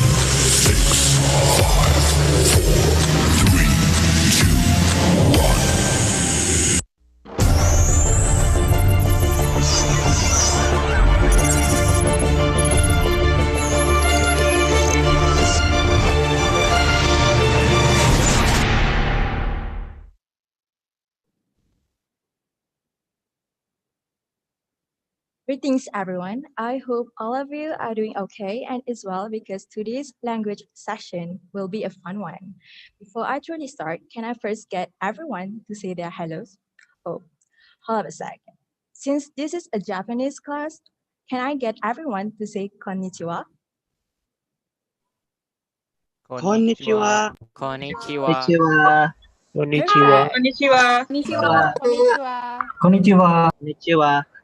All right. Thank you, everyone. All right. I must now introduce myself. I am Nurul, one of the ISC global buddies, and I'll be your MC for today's Speak Their Language session. Firstly, before we start, as mentioned in previous sessions, there is a few housekeeping protocols that you need to follow. First of all, a laptop or a PC is recommended for a better experience. Secondly, it is recommended to use a headset or earphones for a better sound quality. Third, please turn on the camera as we are about to have fun together. Fourth, this is the most important one. Change your display name in Zoom using the advice format as follows. The next one, turn off or mute your microphone as your default mode. You may need to turn it on when required. Next, ensure you have a stable internet connection. And lastly, you may have snacks, coffee, or tea next to you to enjoy during the workshop. All right, with that, secondly, in case any of you have questions, we will have a Q&A slot by the end of this session. So do feel free to type it in the chat box during that time. And we will be picking a few questions for our sensei to answer by the end of the session.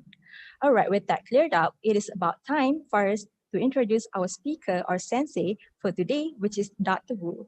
Dr. Wu Waisheng is a senior lecturer at the Department of Asian and European Languages, Faculty of Languages and Linguistics, University Malaya.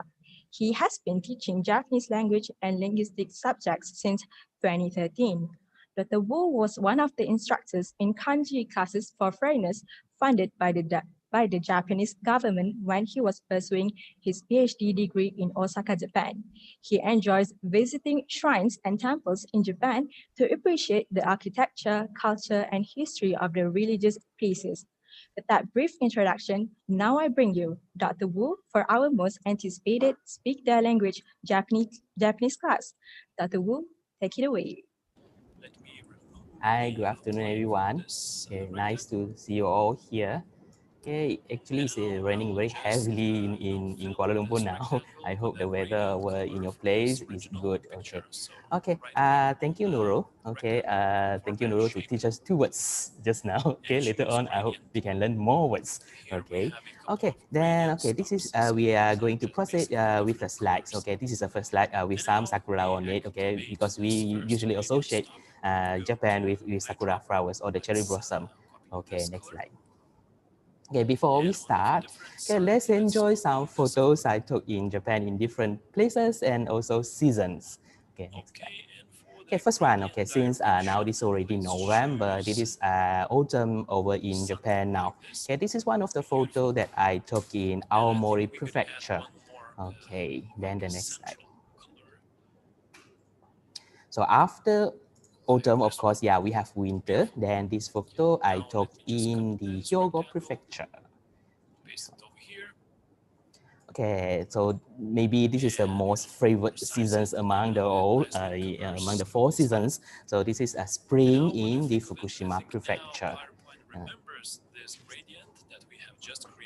Then finally, we have summer. Okay, one of the places in Japan, Yamanashi Prefecture. The most well-known Fuji mountain, Fujisan. Actually, half of it is located in Yamanashi Prefecture. But mountain you see here is not the Mount Fuji itself. Okay, next slide. Okay, let's get started. Okay, next one. Okay, first, let's get to know each other first. I know we have over 100 participants here. We can't go with everyone. Okay, let's just get to know each other for some of us. Okay, okay, tell me what's your name? Okay, of course, you can tell me your nickname if you prefer to. Okay, the next one. Where do you come from? Okay, then the next one. Okay, what do you do for a living? Okay, if you are a student, just tell me that you're a student. So these three.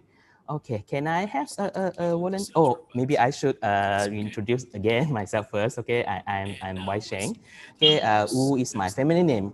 Okay, I was born in Malaysia, then I grown up in Malaysia. Okay, I'm a lecturer.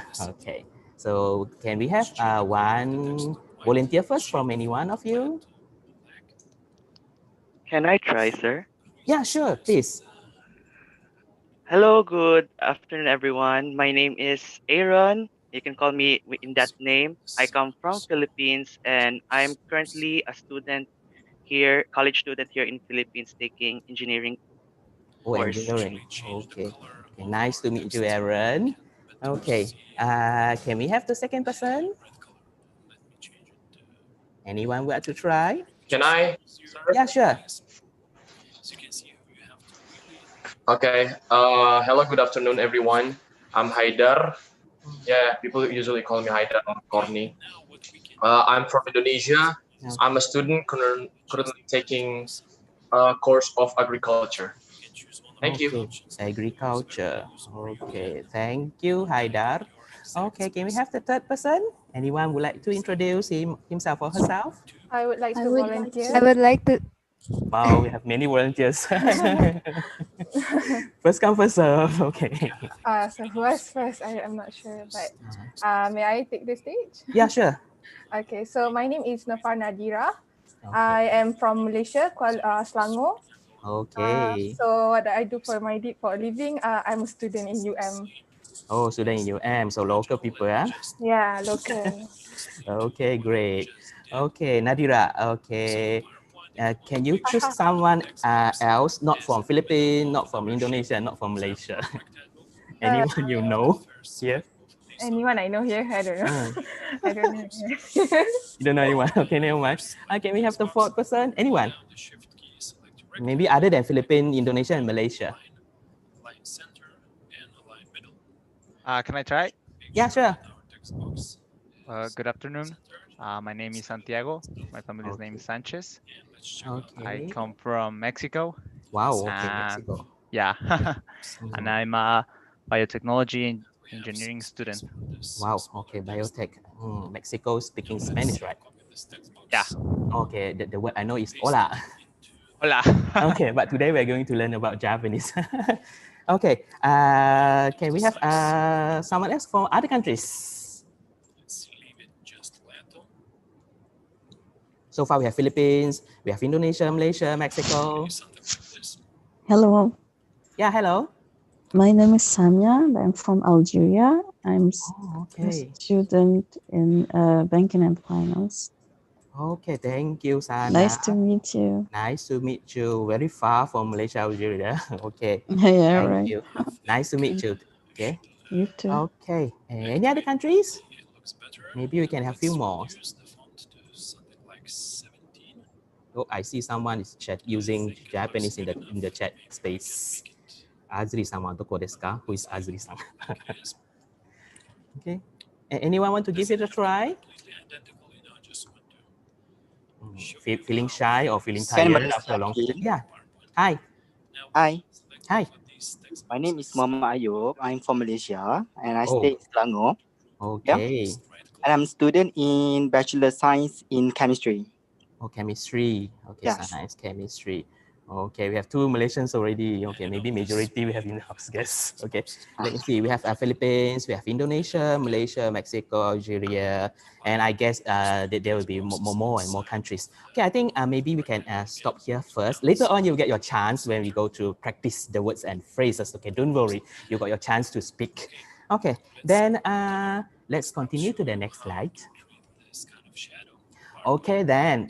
So please share with me any Japanese words or phrases that you already know. Okay, I guess most of you have some knowledge. Oh, wait, great. But this one cannot because Nuru already taught us, so cannot. Konnichiwa cannot. Taberu. Taberu. Oh, great. Okay, let me write it down first because later on I will want to group it. Okay, we have one taberu. Okay, the rest, don't worry, don't get panic. Okay, I will tell you what is the meaning later on. Okay, we have one taberu. Okay, anyone else want to try? Watashi Oh, wa ha ha ha ha. senso. Wow, so many. Arigatou Wow. gozaimasu. Aizen. Wow, very eager. Okay, great. Shokudo, Gakko, Okay. Daigaku, Thank Sai. you. Okay, maybe we can stop for a while. Okay, let me look at the chat first. Okay, what words that we have it here. Okay, konnichiwa we already use. Okay, we have arigato. We have ha ha ha. Oh, ha ha ha is not a Japanese word. Okay. We have ohayo gozaimasu. Wow, sumimasen. Moving very fast. Oh, we have shokudo. Wow, someone who likes to eat. Huh? Okay, senaka. Kaizen, sensei, ikusa, daingaku, kirei. Oh, nice word. Itadakimasu. Itadakimasu. Kokusai. Very nice. What we are doing now. Kokusai koryu. Oh, ichigo. Oh, I like ichigo as well. Okay. Oh, kirai. Don't say kirai. Don't say kirai. Okay. Okay. Sugoi. Oh, sugoi is good. Oishi. Okay, oishi is good. Okay, gambatte. Okay. Okay, I think we have a lot. Thank you very much for all these words. Okay, let me count. Okay. Maybe you can take a rest first. Okay. Okay. You take a rest first. Okay, 2, 3, 4, 5, 6, 7, 8, 9, 10, 11, 12, 13, 14, 15, 16. Okay, we have around 17. Okay, I just pick randomly. Okay, don't blame me if I didn't pick you. Okay, don't blame me for that. Okay, first one we have taberu. Okay, the first example that given here. Okay, taberu is an action that you do every day. I guess everyone taberu. Okay, every day. This is taberu. Okay, taberu. This is eat. Okay, this is a verb eat. Taberu, eat. Okay. Then we have arigato. Okay, arigato. I think most of you know what is arigato, right? Can anyone tell me what is arigato? Thank you. Sure, thank you. Arigato. Okay, arigato. So we're saying arigato to each other. Oh, thank you. Okay. Then the third one is ohayo gozaimasu. Okay, what is ohayo gozaimasu? Are we using it now? Hello. Morning. Good morning. Wow. Oh, I'm very happy that everyone of you is very active. Okay, I wish my students in my classes are also active like you as well. Okay, then ohayo gozaimasu actually has many meaning, but the general one is good morning. Good morning. You also can say it, use it at hi, but it's more to good morning. Good morning. Okay, then the next one, sumimasen. Okay, what is sumimasen? Excuse me. Yeah, okay, great. Excuse me. Okay, besides excuse me, actually, it also can mean sorry. Okay, so depend on context. Whether it's excuse me or sorry. You know the context, then you know the meaning. This one, don't worry. Okay, then the fifth one, okay, shokudo. Okay, this is a place. We can associate with taberu. Shokudo. Canteen. Yes. Cafeteria. Yes, can be canteen or cafeteria. Okay. Yeah. Then number 6. Oh, this is a bit not that frequently said by people. Senaka, a part of body. Senaka. Where is senaka? This is senaka. Back. Oh, senaka. Yes, back. back. I show you my senaka. This is my senaka. Very big senaka. So this is my senaka. Okay, back of your body. We call it senaka. Back. Duolingo. Duolingo. Oh, wow. Okay. Then we have kaizen. Oh, a difficult word. Or maybe someone who are already in the intermediate level. Kaizen. Okay, actually, can be a noun, kaizen, or also can be a verb, kaizen suru. Okay, means to make it better. To make it better. Okay, kaizen suru. Or to improve. To improve. Kaizen shimasu. Okay, let's say you improve the condition. To improve. Okay. Then number 8. Oh, this is a famous word, sensei. Okay, you know. Okay, sensei is a occupation. Okay, I'm a sensei. Okay. Then teacher. Okay. I think most of you are aware already. Actually, sensei can be used in so many situations. Okay. Although it means a teacher, we can use it in kindergarten, in primary school, in secondary school, even in university. We can refer to a professor, we can call him or her sensei. So it's very convenient word. Then we also can use sensei in addressing professions such as a lawyer, parliament member, accountant, and few more. Also writers. Okay.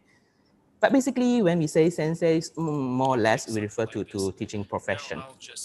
Okay, then we have number 9. Oh, this is a strong word. Okay, ikusa. Ikusa. Oh, maybe someone who are a history fan or what? Ikusa. Anyone know what is the meaning of ikusa? It's a noun. Ikusa.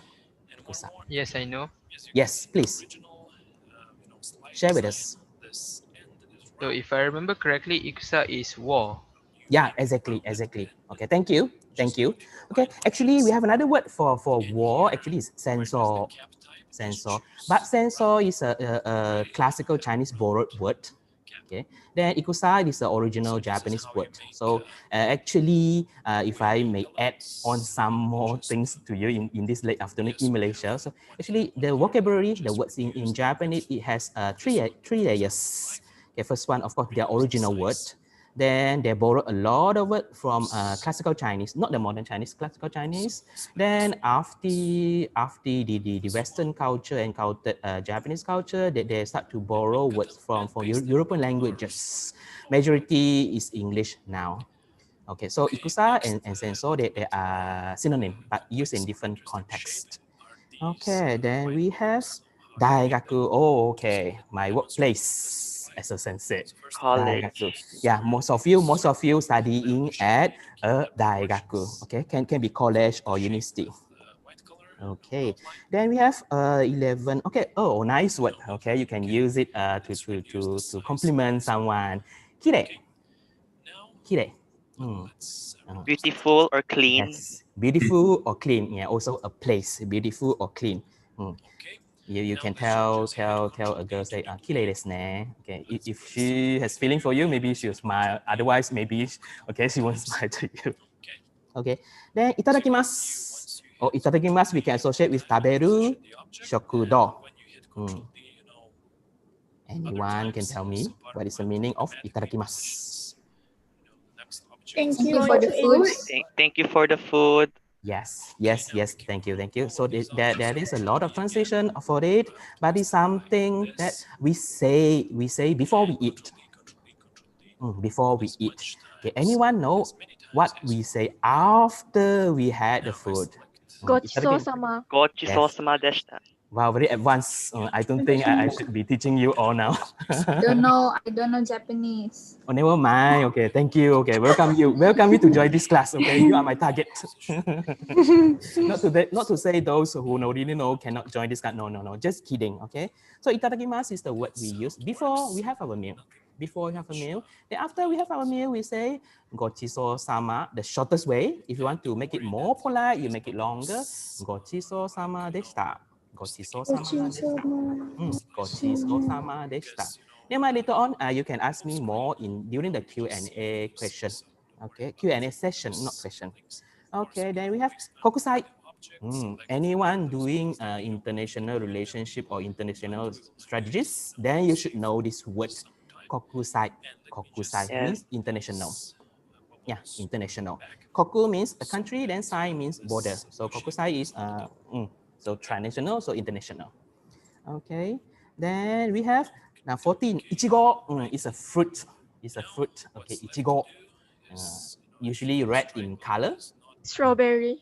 Yes, strawberry. Okay, do you like strawberry?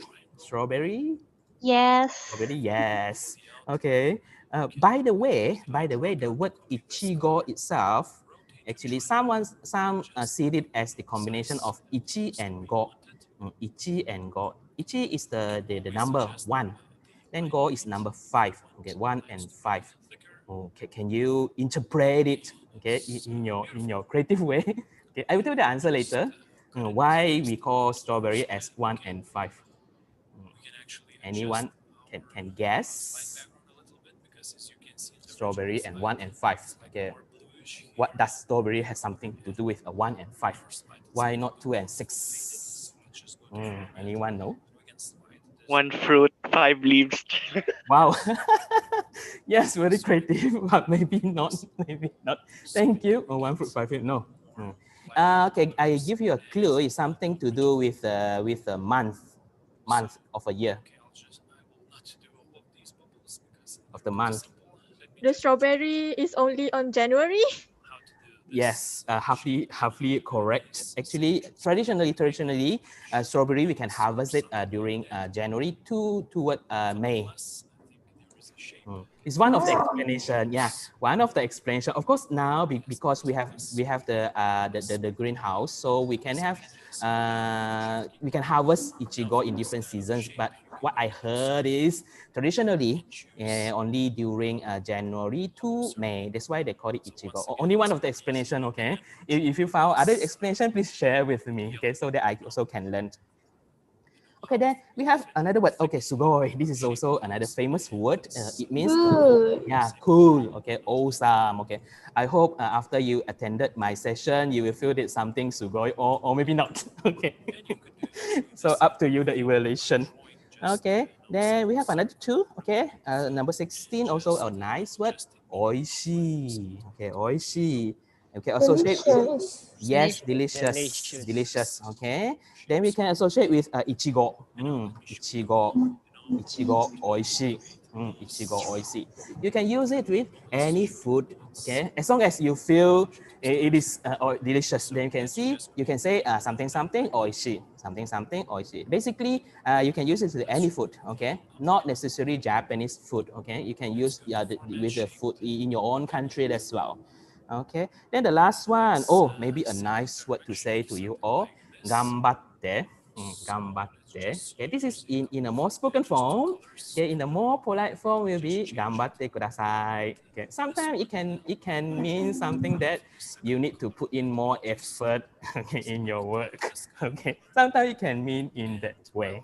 Okay, I can see that many of you have some knowledge on Japanese and different level, because we can see now I'm grouping all the words with you. Okay, we have verbs, the thing that's showing action, but not much actually. Here we have taberu. Okay, maybe gambatte, and maybe kaizen suru, the to improve just now. More on greetings, so you know many greetings. Then and also some idea. It can be concrete idea. Let's say shokudo, daigaku, or some concept. Okay, let's say the ikusa, then kokusai, something. Okay, good to know that. Okay, then we proceed to the next slide. Okay, we already grouped them. Okay, we can move to the next one. Okay, how to use and when to use this word, we also already done that as well. Okay, we move to the next slide. Okay, let's take a break. Oh, so soon. Okay, no. Okay, it is not to rest. Okay, but let's look at some interesting facts on Japan other than language. Maybe you know more than me. Okay, the next slide. Okay, we have some numbers here. 4, 5, 9, 47, 634, 3000, 3776. By the way, the 3000 is not I love you 3000. Okay, not that one.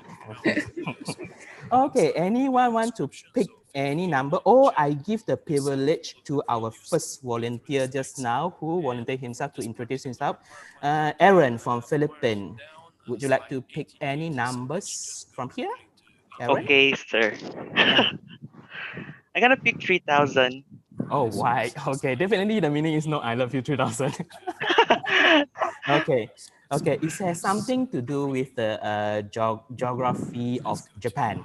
3000. Hey, oh my God, no! I chose 47. Oh, you do want 3000? 3000 I'm must gonna be move to very sad. 47. Okay. Never mind. You choose 47, huh? Final answer? Yes, for me. Okay, good. 47. Okay, 47 also has something to do with the geography of Japan. Because Japan has 47 prefectures. Wow, very advanced. You already answered it all. Okay. Thank you, Aaron. Thank you, Aaron, for You're welcome, sharing the sir. answer with us. Thank you. Okay, let me show you the map of Japan, a very analog way. Okay. Oh, never mind. You cannot see. Okay, never mind. No, it's okay. It's okay. But anyway, I guess most of you have idea where Japan is roughly. Okay, then the shape of Japan. Okay, actually, Japan is not that big. Okay, in terms of its size, but it has 47 prefectures. 47 prefectures. Okay, a big country like the United States of America, they are very big. They just have their election. Okay, I'm not going to touch about that. Okay, they only have 50 states, right? Correct me if I'm wrong. Yes, 50 states. But Japan, relatively small country in size, but they have 47 prefectures. Quite a, should I say, impressive number. Yeah, of course. Okay, Tokyo, the capital, is one of the prefectures, one of the 47. But since Tokyo is a capital, then it has a different name. Okay, we don't call it Tokyo prefecture. We call it Tokyo, just Tokyo or the capital. Okay, then we give the privilege to the next volunteer that introduced himself, Haidar from Indonesia. Would you like to choose any number? Sure. Yeah, please. 3,776. Wow, okay, I guess you must know the answer. Nah, I don't. I Oh, really? it's the biggest number. Okay, thank you. Okay, thank you. Okay, Oh, actually, okay, this is something to do with the height, okay, of a very famous place that I actually mentioned its name at the beginning when we are looking at the photos. Fuji Mountain? Yes, the height of Fuji Mountain. Great, but I don't have a prize for you. Sorry. Yes, okay. the height of Fuji Mountain. Okay, 3,776 meters. Okay, the height of Fuji Mountain. Okay, then the third one. Okay, any volunteer want to pick any numbers? Number 4. Oh, number 4. May I know who is speaking? Sinerita Sining from Malaysia, from Sabah. Oh, from Sabah. Okay. Number 4. What probably 4 refers to? Refers to Bangkok because of its name. Shi. How do we call it for in Japan? I don't know. Oh, you mean to pronounce the number 4? Yes. Yeah. Okay, we have two pronunciations for it. Okay, one is she that you mentioned just now, she. Other one is yong. She. Or yong. Means die. Oh, okay. Yes. Also, one of the meaning associated with number 4 in Japan. Yeah, because of the pronunciation itself, sometimes some Japanese might say this as a not so lucky number. Not so lucky number. In maybe labeling the floor of a building, or even the number in the elevator, or the number of the house. They have, let's say, they have number 1, number 2, number 3, then 3A, then number 5. They skip the number 4. Okay, but as for this session, no, yeah, we are not referring to that. Yeah, anyone else want to try? Actually, Can I try? Yes, sure. Probably because like either they have 4 seasons or because of Japan have 4 main islands. Wow, great. Yes, the 4 season. The 4 season. Very simple, right? Okay, can you tell me what are the 4 seasons? Summer, winter, Summer, fall, winter. and what is that? Autumn. Another, yeah. Spring. Spring, yeah, spring. Which one is your favorite? I like winter the most. Oh, you like winter the most. Have you been to Japan during winter? Yes, I went there. Which part did you went to? Fukuoka. Oh, Fukuoka. Winter not that cold in Fukuoka. Yeah. After our quarantine is moved, maybe you can try Hokkaido instead. Yeah, sure. Thank you. Okay, anyone else want to pick any numbers here?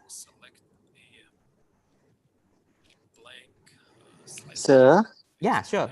can I know Yeah. 4 season in Japanese? What it called?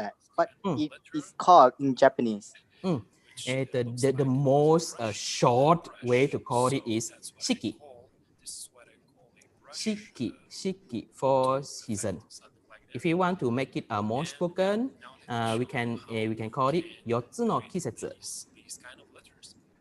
The shortest one is shiki for season, then or yotsu no kisetsu. Yotsu no kisetsu. We have so many ways to say it. Any other question on these numbers? Yeah, we have a last question on this session, then we can move to the next slide. Before we move to next slide, anyone want to ask anything regarding the numbers here? Or you hate numbers? Okay, never mind. I think we can move to the next slide. Okay. Okay, let's get back to our language time, right? Okay, do you want to know how to introduce yourself in Japanese? Okay, please tell me you do, otherwise I'll be very sad. Maybe some of you already know how to introduce yourself. So from now on, I will introduce some phrases and also words that we use to introduce ourselves in Japanese. So for those who already know, you can practice together with us and do some revision kind of thing. So that's first one, okay? First of all, we have a signal word. I call it signal word to begin the self-introduction. So once you heard this word, means that, oh, someone is introducing himself or herself. Oh, this one. Okay. Hajimemashite. Hajimemashite. Hajimemashite. Okay, repeat after me. Hajimemashite. Anyone wants to? Hajimemashite. Hajimemashite. Hajimemashite. Hajimemashite. Hajimemashite. Very nice, very nice, very nice. Hajimemashite. Thank you for your active participation. Okay, then we move to the next one. Yeah, okay. After hajimemashite, of course, followed by saying your name, right? Okay, let's see the phrase. Okay, this is a phrase. Okay, you notice that I make the words in the bracket some grayish color. Means that actually you can cut out this phrase. Okay, just straight go to the ... then the word behind it. It's optional to say things in this gray color. So we put it aside first because it's optional. Okay, then put your name inside the ... part. Then finish by des. Okay, let's say for my case, because my family name is Wu. Of course, it's not compulsory that you must use your family name. You can use your own name, your given name. Okay, let's say I use my family name. Okay, then my case would be Wu des. Wu des. Wu des. Anyone want to try? I'd like to try. Yeah, sure. Okay. はじめまして、私はジョスリンです。Oh, very nice. Hajimemashite. Jocelyn. Okay. When we want to call someone else's name, we need to add a title to the person, right? Okay. So in Japanese, it's a title that unisex. I think most of you know already. Sang. So Jocelyn-san. Sang. Jocelyn-san. Okay. Then this is the semi-formal way to say your name. Okay. You have other choices of saying your name by choosing the suitable, we call it level of politeness. So level of politeness. Okay, don't worry about it. Okay, don't worry about it. Okay, you have you can choose the suitable level of politeness for the context or situation. For this session, we just use the semi-formal way. Okay, which is what I provided here. Okay, I'm Wu des. Then we have Jocelyn-san. Okay, can we have maybe 2 more persons to have practice on this? I would like to try. Wow, very active. Okay. Okay. Okay, first come first serve. Okay. Okay, can I try? Yeah, sure. はじめまして、私はフィナです。Oh, Fina-san. Are you from Indonesia? Yes. Okay. Because the Can beginning I of this ask year. some Yeah, sure. questions, sir? Sure. I used to heard that watashi wa was mainly used for women and for men can use boku wa. Why is it like that? Thank you. Yeah, thank you for the question. Wow, you're so active. Can't wait until the Q&A session time. Never mind. Okay, what Fina Sorry. said. Yeah, no problem. No problem. I'm happy to get your question in this early stage. Okay, and what you say is correct. Correct, but not everyone practice that way. That's what I can say lah. Because actually, watashi wa can be neutral actually, but some people might see this is more feminine. Some people based on the person background and how the person sees language usage and associate with gender. Okay, and boku wa usually the word boku be okay. If we want to spell it in using Latin alphabet, so boku usually used by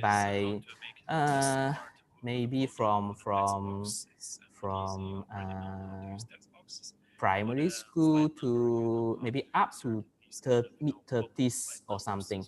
So after 30s or 40, 50, maybe they will seldom use boku anymore. Okay, then we move to the next slide. Okay, so after hajimemashite and telling your name, definitely you want to say where do you come from, right? Okay, here you are. Okay, so dot is a place or the name of the country or the city. Then you continue by kara kimashita. Kara kimashita. Sounds like a Japanese name, right? It's not a name. Okay. Okay, for my case, let's say for my case, I give my example. Malaysia is Malaysia. Okay. Japanese, they have the way of pronouncing countries slightly different. Okay. Let's say for Malaysia is Malaysia. Malaysia. Malaysia kara kimashita. Malaysia kara kimashita. Malaysia kara kimashita. If you are not sure how to pronounce your own country, later on you can ask me, or you can ask me now by volunteering to practice this phrase. Anyone? Sir, Yeah. I have a question. Yeah. How about shushin desu? Okay, there's another word for place of origin. For place of origin, but we need a different combination to use it. Okay. Okay, thank you. For example, because you already know the word, let's say Shushin wa Malaysia desu. Shushin wa Malaysia desu. Of course, we can have so many other varieties to say it. Thank you for the question. By the way, do you want to try this one? Or is it too simple for you? May I like to try, sir? Yeah, sure. Okay. はじめまして、私はジョスリンです。インドネシアから来ました。Okay, very good. Okay, hajimemashite. So yeah, Jocelyn-san. Okay, Indonesia kara kimashita. So Indonesia pretty much the same. Indonesia. Indonesia. Indonesia. Indonesia kara kimashita. Then can we have another volunteer to try on this? May I try? Yeah, sure. はじめまして。私はシャシャさん。マレーシアから来ました。Oh, we have so many Malaysian taking advantages on this platform. Just joking. Okay, Sasha. Okay. One thing to remember is when you are telling your own name, you don't attach sang to your name. Because we use it to address someone else, not ourselves. Not ourselves. Okay. To someone else. Okay. So if you want to tell about yourself, hajimemashite, Sasha desu. I'm not Sasha. Okay. Sasha desu. Malaysia kara kimashita. Malaysia kara kimashita. Okay. Okay. Can we have someone from other countries as well? Can I try, I can sir? try. Yeah, sure. Okay, so I'll go first. Yeah, sure. はじめまして、サンティアゴです。メキシコから来ました。Wow, very advanced. You know how to say Mexico already. Thank you. Thank you, Santiago-san. My pleasure. Thank you. Okay, Mexico is Mexico. Mexico. Sounds cute, right? Cute. Okay, Mexico. Mexico. Mexico. Thank you, Santiago-san. ありがとうございます。Okay, can we have one more person from different country? Can I try, sir? Sure. Hajimemashite, watashi wa Aaron desu. Philippine kara kimashita. Okay, good, great. Okay, about the name, actually, I did not emphasize it much, but since you know already Japanese, they will have their own pronunciation of on countries' names. And of course, on foreigners' name, they also have their what should I say? Maybe their unique way to pronounce their name. So for names in Spanish, Italian, I think it's more easier for Japanese to pronounce it closer to the native language. But for English and other languages, maybe they need to modify it a bit the sound, so make it more Japanese-ish. Okay, let's say for Aaron, okay, maybe most of the Japanese, they will call you, instead of Aaron, they will call you Aaron-san. They will call you Aaron, okay, instead of Aaron. Okay, but never mind, it still refers to you. It still refers to you. Okay, can we have the last one to try on this one? Last person to try on this one? Can I give a try? Yeah, sure. はじめまして。私はユミです。ベトナムから来ました。Okay, we have a Japanese Yumi. Oh, Yumi. Maybe it's your nickname. Okay, はじめまして。Yumi-san. Yumi-san ですね。Okay, ベトナムから来ました。ベトナム. Wow, very advanced. Anyone can guess where is Vietnam? Vietnam. Yes, Vietnam. Okay, Vietnam. Yes, thank you, Vietnam. Okay, thank you, Vietnam. Okay, Vietnam. Okay, Vietnam. Okay, okay. Thank you for all the volunteers. Okay, maybe I can give you some examples on some of the names around us in Asia and of course in America and also in Europe. Also, of course, in Africa, because we have Algeria people, okay, just now in introducing herself. Okay, we can start with ASEAN countries. Okay, Malaysia is Malaysia. Malaysia. Then the neighbor countries, okay, we have Singapore. Singapore. Then we have Indonesia. Then we have Thailand. Thailand is very simple, Thai. Then we have, just now we have Vietnam. Then we have Cambodia. Cambodia. Then Laos is Laos. Myanmar are pretty much the similar. Myanmar. Then we have Philippines. Philippines without S. Okay, without S. Not that we're cutting out the S. Okay, Philippines. Okay. Did I miss any country? No, right? I hope I didn't miss any country in ASEAN. Okay, then you move to Asia as a whole. Then the big countries. Okay, we have China. Chugoku. Sounds very different, right? Not China, but Chugoku. Then we have India. Okay. Also a bit different. Okay, Indo. Okay, then next to Indo we have Pakistan. Pakistan. Okay. And what else? Big countries. Anyone else want to know the name of the countries in Asia? How to pronounce it in Japanese? Sir, can I ask how do you pronounce South Korea? South Korea. Okay, South Korea is Kangkoku.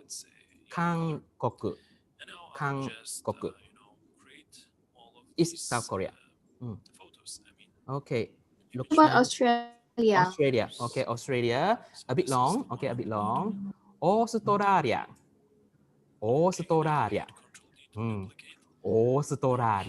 This Australia. Okay, I'm looking at the chat now. Okay, we have Kyrgyzstan. Okay, Kyrgyz. Yes, Australia. Okay. Oh, we have a new word here, PN. I don't have to mention about that. Okay, Chugoku. How about Saudi Arabia? Quite similar. Saudi Arabia. Then Russia is Russia. Russia. Russia. Okay, for UK is İngilizce. İngilizce. English. İngilizce. Okay, for France, France. France. Okay, we go one more. Germany, quite different. Some of you might get surprised. Deutsch. Deutsch. Okay. Deutsch. Okay, let me look at the chat. Okay, why is Japan called Nihon, not Japan? Okay, Japan. Okay, how should I summarize it? Okay, to make it simple, maybe you can see in this way. Okay, Nihon is their own way to call their country, but Japan is the way called by the outsiders. Yeah, just like China is the way called by the outsiders, but they refer to themselves as Chugoku. We can make it simple in this way. Okay, then we have North Korea is Chosen, by the way. Okay, half correct. Okay, North Korea is Kitachosen. Kitachosen. Kitachosen. Yes, Deutsch. It's actually Nippon. Okay, Nihon and Nippon, there are two varieties that refer to the same thing, but based on the preference of the person to choose either one. Okay, Kazakhstan. Kazakhstan is Kazakhstan. Kazakhstan. Yes, the Deutsch is Deutsch as in German language. Oh, yes. Okay, Sensei, how about North Korea? North Korea is Kitachosen. China is Chugoku. Chugoku, someone answer on my behalf. Okay. What is the difference between Nihon and Nippon? Like what I mentioned just now, there are two varieties refer to the same thing. Okay, they use in different combinations. Let's say in general, we refer to Japan as Nihon, but let's say for the Bank of Japan, okay, Bank of Japan is Nippon Ginko. Nippon Ginko. Nippon Ginko. So based on the preference and also the tradition, okay, sometimes totally we need to based on the tradition. They already used to let's say Nippon, so no longer they will use Nihon anymore. Okay, Sensei, why did in 19th century Indonesia call Japan as Nippon? Okay, I'm not so sure about Indonesian part, but maybe most of the Indonesian that time that they like the pronunciation of Nihon rather than Nippon. I don't know this one. Okay. Because we got colonized by them. Oh, okay, maybe one of the reason. Okay. Okay, thank you everyone. I think we can move on. Okay, to the next slide. Okay. So, okay, another way to say where do you come from, if you want to tell your nationality instead of where do you come from, then use this combination. Jin desu. Jin desu. I will tell you the meaning, okay, afterward. I have a short glossary page for you afterward. Okay, let's say for my case, because I'm Malaysian, Malaysia Jin desu. Malaysia Jin desu. So for Indonesian, Indonesia Jin desu. For Thailand, Thai people, Thai Jin desu. So on and so forth. Just add the name of the country before Jin desu. So you have choices now. Okay, either karakimashita or Jin desu. Philippine Jin desu. Yes. Okay. But I'm not sure. Okay, about that. Yes, very fast learners. Okay, move on. Okay. Well, I guess you want to talk more about yourself. Okay, all right, let's tell what you do. What do you do? Okay. Then this one, oh, something similar, something dash. Sounds similar? Yes, okay, this is the same in telling your name. Okay, but this time put the name of the occupation or the job. Okay, in the ... Okay, since most of you are students, university student, okay, in the word that I asked from you just now, we have the, oh no, you have the place, but you do not have the occupation. Okay, for university student, we just say gakuse, or we want to emphasize on university student, a bit long, daigakuse. Daigakuse. Daigaku is university. Se is like student. Okay, so university students. Daigakuse desu. So if you are a university student, daigakuse desu. Anyone is not student here that you want to know how to say your occupation? Anyone is not sensei? Okay, but never mind, let me look at the chat. Oh, we have some discussion here. Sensei people who have Korean. Okay, good. Sensei is the same like a sensei name in Korean. Okay, similar. Okay, yeah. Jiraya sensei. Who is Jiraya sensei? Okay, gakusei desu. Okay, photographer. Photographer. Okay, shashinka desu. Shashinka desu. Of course, we have other words as well. Okay. Then salaryman. Oh, you know the answer, right? Because you use the word salaryman. Because usually English we don't say salaryman. Salaryman desu. Salaryman desu means that you are office worker. You work in an office. Okay. How about conservationist? Can you elaborate more? What do you mean by conservationist? Counselor. Counselor. Counselor means in terms of psychology counselor or something like that. Oh, okay, okay. And for psychology is Shindi. Shindi. Then for the simplest way, we add shi to it. Shindi shi. Shindi shi. Of course, psychologists or psychology counselor, they have many professions. They can divide into so many fields.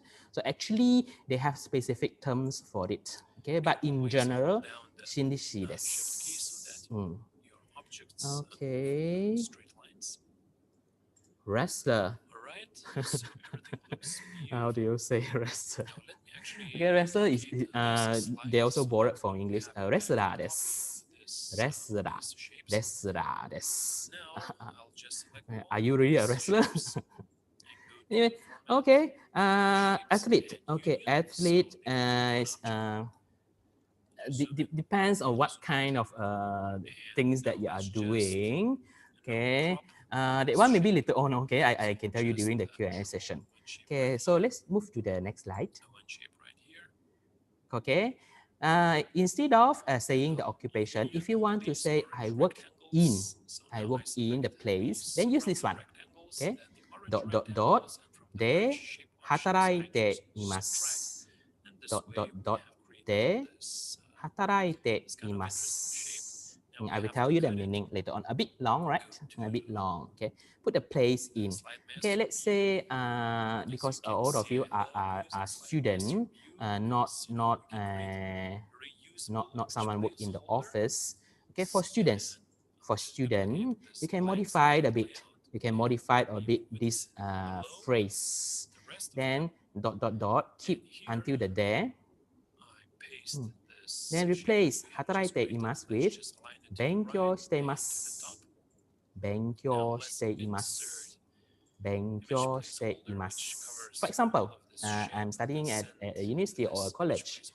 Daigaku de benkyou shitemasu. Daigaku de benkyou shitemasu. Okay. Anyone want to try for these phrases? Anyone want to try? Already tired? I want to try, sir. Sure, go ahead. Daigaku desu.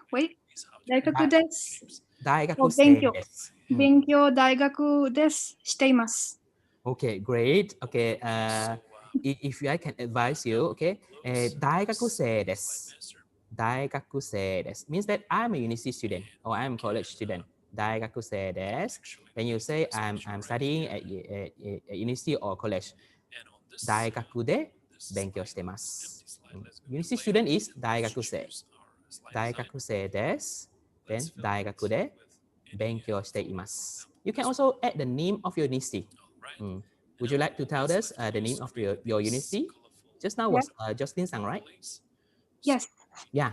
Do you want to I tell us? studied in Gajah Mada University. Gajah Mada University, okay. Then the full phrases will be, okay, daigaku desu.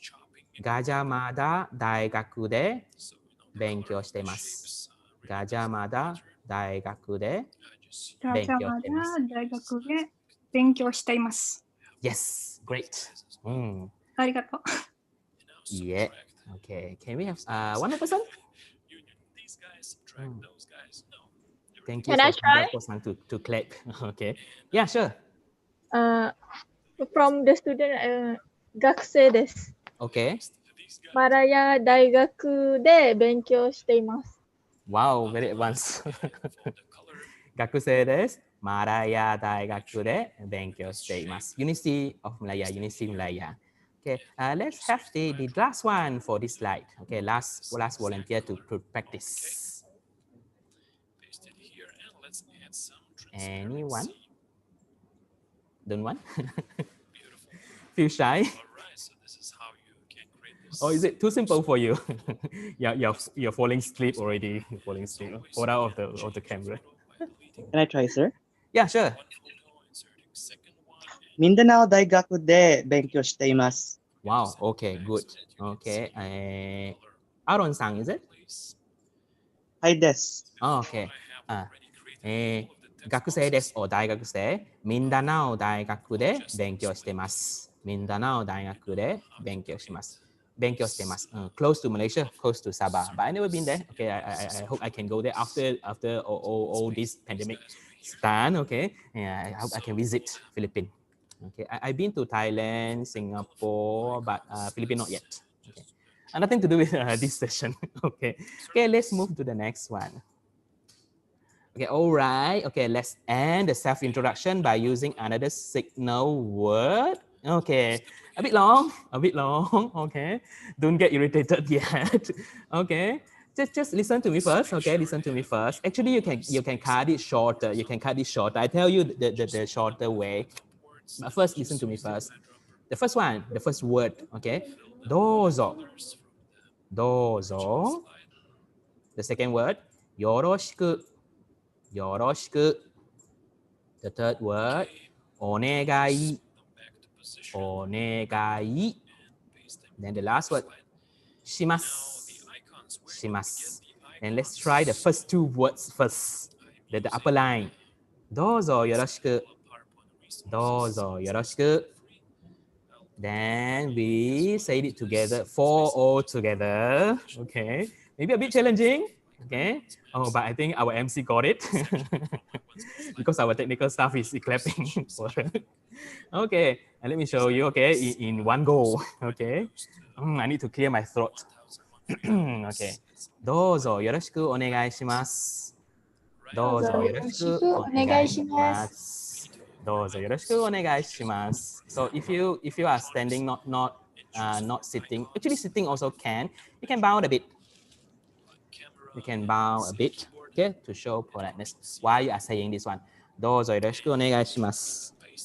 But don't look at the person that is speaking to while bowing because it looks very awkward. Something like this. どうぞよろしくお願いします。It looks very awkward. So when you bow, you do look at the person, okay? どうぞよろしくお願いします。どうぞよろしくお願いします。Just now I told you there's a short form for it, right? Okay, very simple. Just cut the last two words. Okay, どうぞよろしく。どうぞよろしく。But be careful with who you are speaking to. If someone superior or some professor, better use the whole phrase. Otherwise, the person will think you are kind of rude. Okay. For friends or your peers, どうぞよろしく. Or just even よろしく. よろしく. よろしく. Really spoken form. Okay, よろしく. Okay, let's try it again. Okay, repeat after me. Okay, you don't have to on your mic if you don't want to. Okay, you can repeat with yourself. Okay, どうぞよろしくお願いします。どうぞよろしくお願いします。ありがとうございます。ありがとうございます。皆さん、いい学生ですね。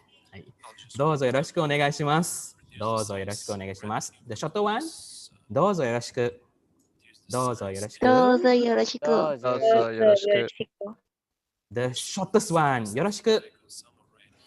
よろしく。よろしく。Okay. Are you tired? You want to know more? Okay, let's summarize up what we have learned so far. Go to the next slide. Okay, let's put all the words and phrases together. The first one, hajimemashite. Okay, this is a signal word to begin with. Okay, then the next phrase.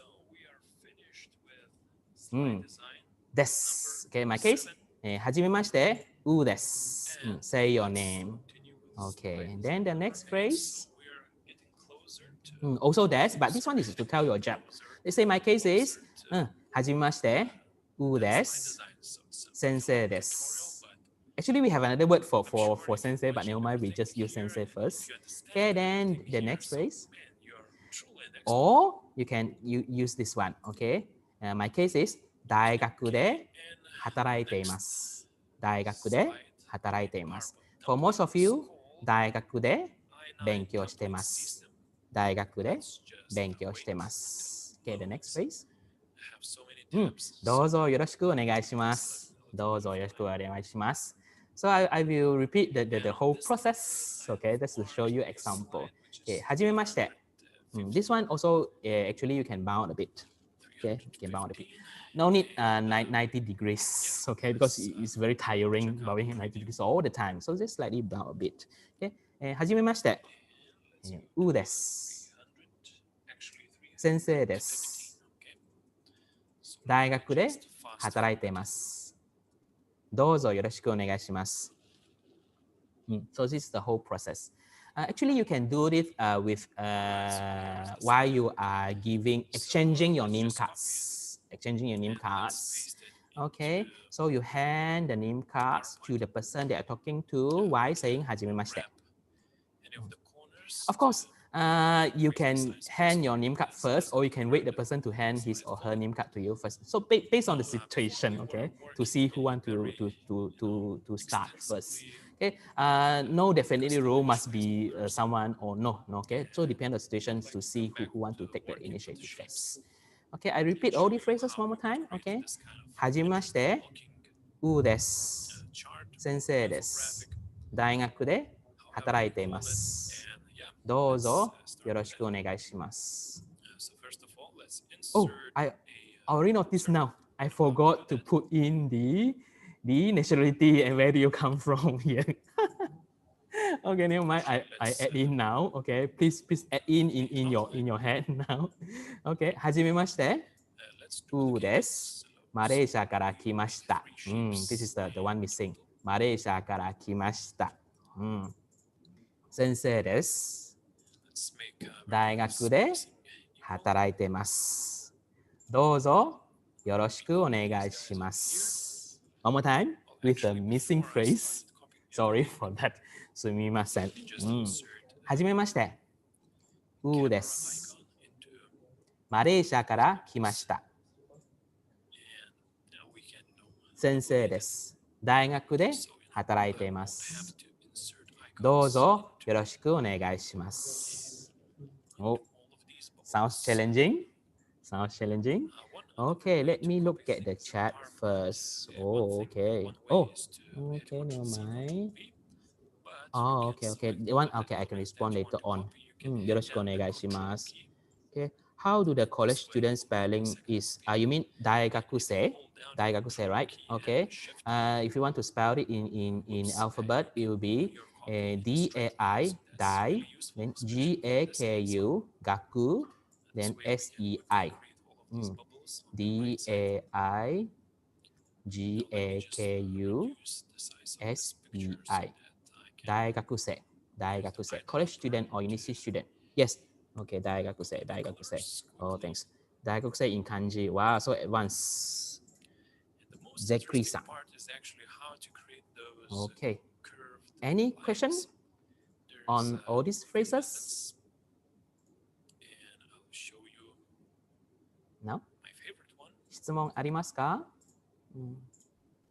質問ない。ありません。No. Oh, no. Sensei? Yes. Can I ask, like you mentioned about there's another words on how to say sensei? So what is it?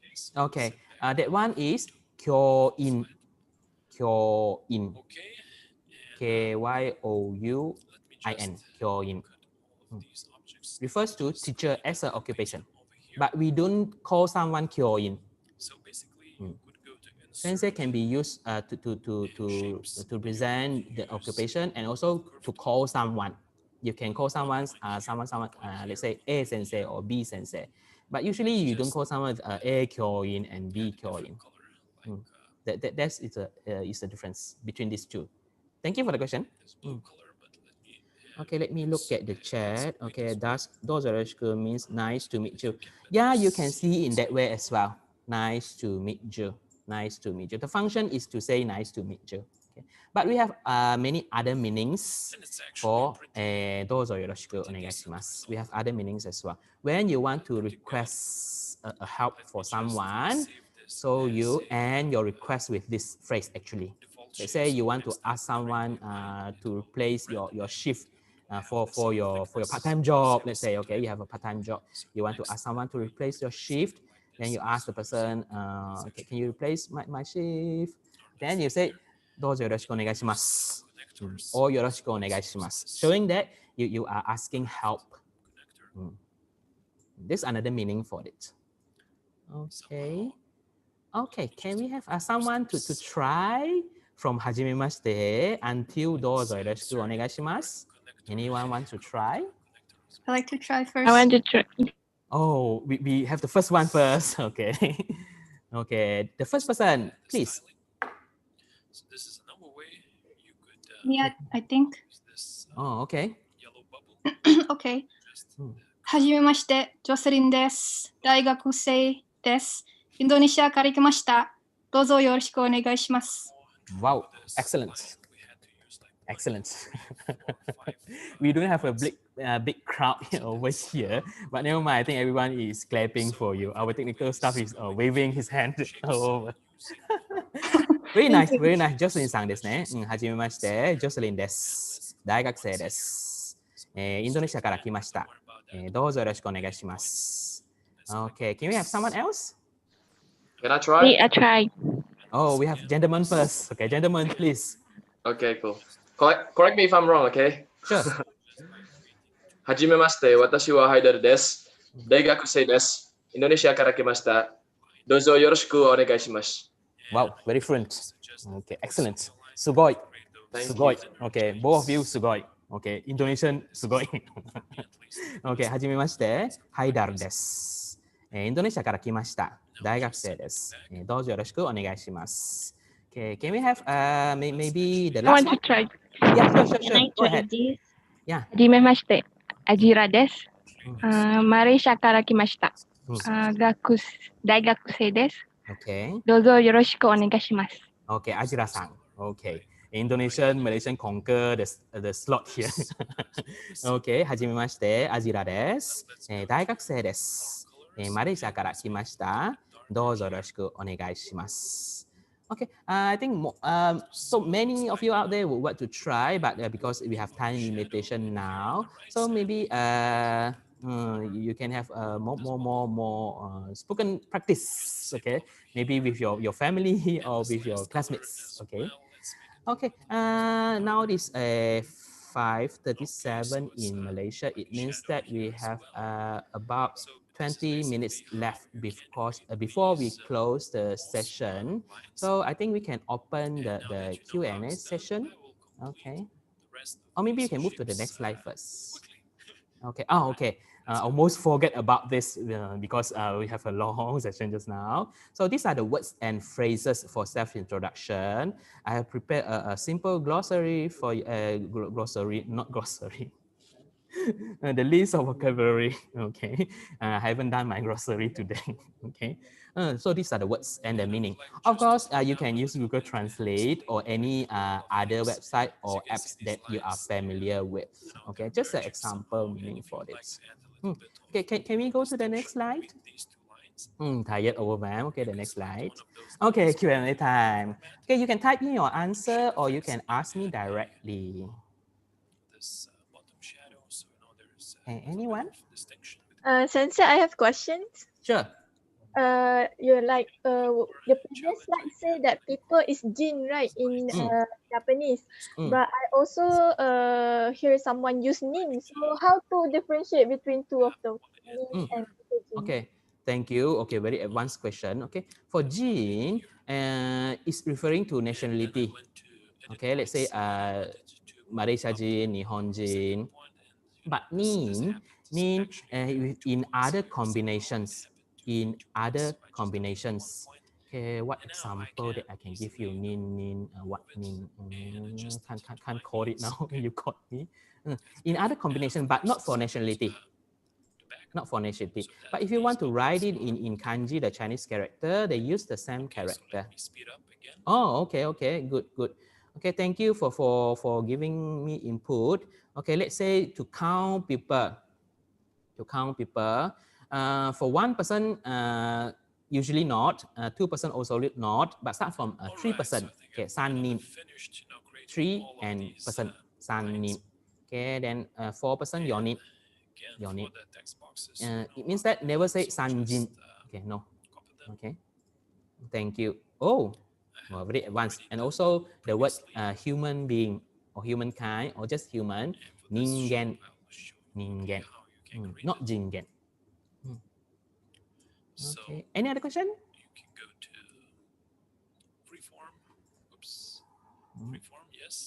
Yeah, I do have a question, teacher. Yeah, sure. Santiago-san. So earlier you mentioned that teacher was Kyojin, I think it was. Kyo-in. I heard that it was also Kyoshi. I don't know. Yeah. Is there any Kyoshi difference? yes. Kyoshi is also another synonym for sensei. Kyoshi, Kyoin. Okay, if you want to look at the differences, Kyoshi and Kyoin, they are quite similar. But how to differentiate it? Kyoshi. Kyoshi also can be used as we want to describe about job. Let's say just now we have sensei desu or kyoshi desu. Okay, kyo-in desu also can, but kyoshi same as kyo-in. We never use it to call someone. Okay, let's say Santiago-san, if you are a teacher, so we can call you Santiago sensei, but never Santiago kyo-in or Santiago kyoshi. No. Okay, let me look at the chat. Okay. Hi, Sensei, I'm curious. Approximately how many kanji someone should know to be considered fluent in Japanese because kanji is hard? Okay, I agree with you. Okay, I got this question a lot. Okay, actually the total number of kanji exists. Actually, we don't have a definite number, but roughly if 50,000 the total number of kanji, but most of them we don't use it in daily life. Okay, we only need around 2,000 or maybe most to 3,000 for you to be a proficient user in reading. Of course, in speaking, because it's just speaking, not we don't relate it that much to the number of kanji. But for reading, if you want to be a proficient user for reading, maybe around 2,000 to 3,000, and then should be considered a very proficient user of Japanese language already. But usually for those who have, let's say that they pass the Japanese language proficiency test, JLPT, and one, the highest level, usually they will have around 2,000. Just estimation, around 2,000 kanji. Okay, let me look at the question again. To pass N2, how many kanji should I memorize? Okay, before they changed the system, okay, JLPT actually it has an old system. Then now they have a new system. They have 5 levels now, right? And from N5 to N1. But previous the old system was only 4 levels. So for the old system, they have the clear syllable for it. How many kanji? What kind of grammatical items? And what kind of words that they use? They have a full list for it. But when they shift it to the new system, they no longer make it open to the public, what kind of grammatical points or how many kanjis. But usually for N2 is around 1,000 to 1,500. 1,000 and above lah, I can say. N2 maybe 1,000 above or around 1,500. Kyojin is Titan. Oh, thank you. Kyojin is Titan. Strong people or Superman. Kyojin. Okay. Shingeki no Kyojin. Oh, okay. Kyojin and Kyojin. Actually, there are two different words. Okay. Kyojin, a longer sound. Kyojin means strong people or Titan. Kyojin means giant. Giants. Kyojin, shorter sound. Okay. Does moshi moshi means hello or just for answer or call? Okay. For nowadays usage, usually less people use moshi moshi when they are answering phone. Okay. Now they just pick up the phone, then they start to speak, or just like us. Okay. Just like us. But moshi moshi actually is a function, okay, can use to call someone when you ask question. Instead of saying excuse me, you can say moshi moshi. But later on, the meaning has limited to answering a phone call. Okay, season 4 is in 15 days. Season 4 is in 15 days. Means the series for anime. Okay. For Shashinka, what is the meaning of ka? Okay. Ka is the word that we use to describe a profession. Okay, Shashin is photo, and ka is someone who take photo, then Shashinka. Something like that. Okay. Can we survive in Japan if you only know hiragana? Depend on what kind of community you are living in, because some foreigner who live in Japan, they don't know how to write and read Japanese, but they can survive for years. So based on what kind of community and what kind of life they are living in. Some of them, they only know how to speak English or their own mother tongue, but they still can survive in Japan. So based on what kind of community. But for a better quality of life, of course, hiragana is definitely not enough. Because hiragana for Japanese is just very basic thing. So if you, even you don't have to go to Japan, you look at the videos, you can see kanji is everywhere. So if you want to have a better quality of life, then you need to know kanji, okay, without any choices. Okay, hello, I saw that some of brands' pronunciation are different in Japan. How can it be like that? Okay, the pronunciation for brands, let's say what kind of brand? Okay, let's say electronic devices. Okay, maybe I'm not promoting any brand here. Okay, let's say Panasonic. Okay, Panasonic is Panasonic. Panasonic. Panasonic. This is to make it more easier for Japanese to pronounce the brand itself, because every language we have our special sound, right? Special sound. That's why they want to make it more easier for them to pronounce. Of course, let's say if we borrowed the other way around, we borrowed from Japanese. Okay, let's say the word what kind of because relatively the pronunciation of Japanese is considered relatively easy to many language speaker, other languages. Okay, because we can pronounce it. But except some certain sounds, let's say the sound of z, z. If we see it in alphabet spelled as TSU, the TSU. Let's say the car company Mazda. Some will cut the spelling in between T and S. They will say Matsuda. Not it, right? It's Mazda. This is one of it. Okay, others. For some language speaker, maybe the sound of C and she. C and she. There are a few more about that. Okay, the chat is moving very fast, and I'm about to ask something related, but where do you teach Japanese and where can I go sign up?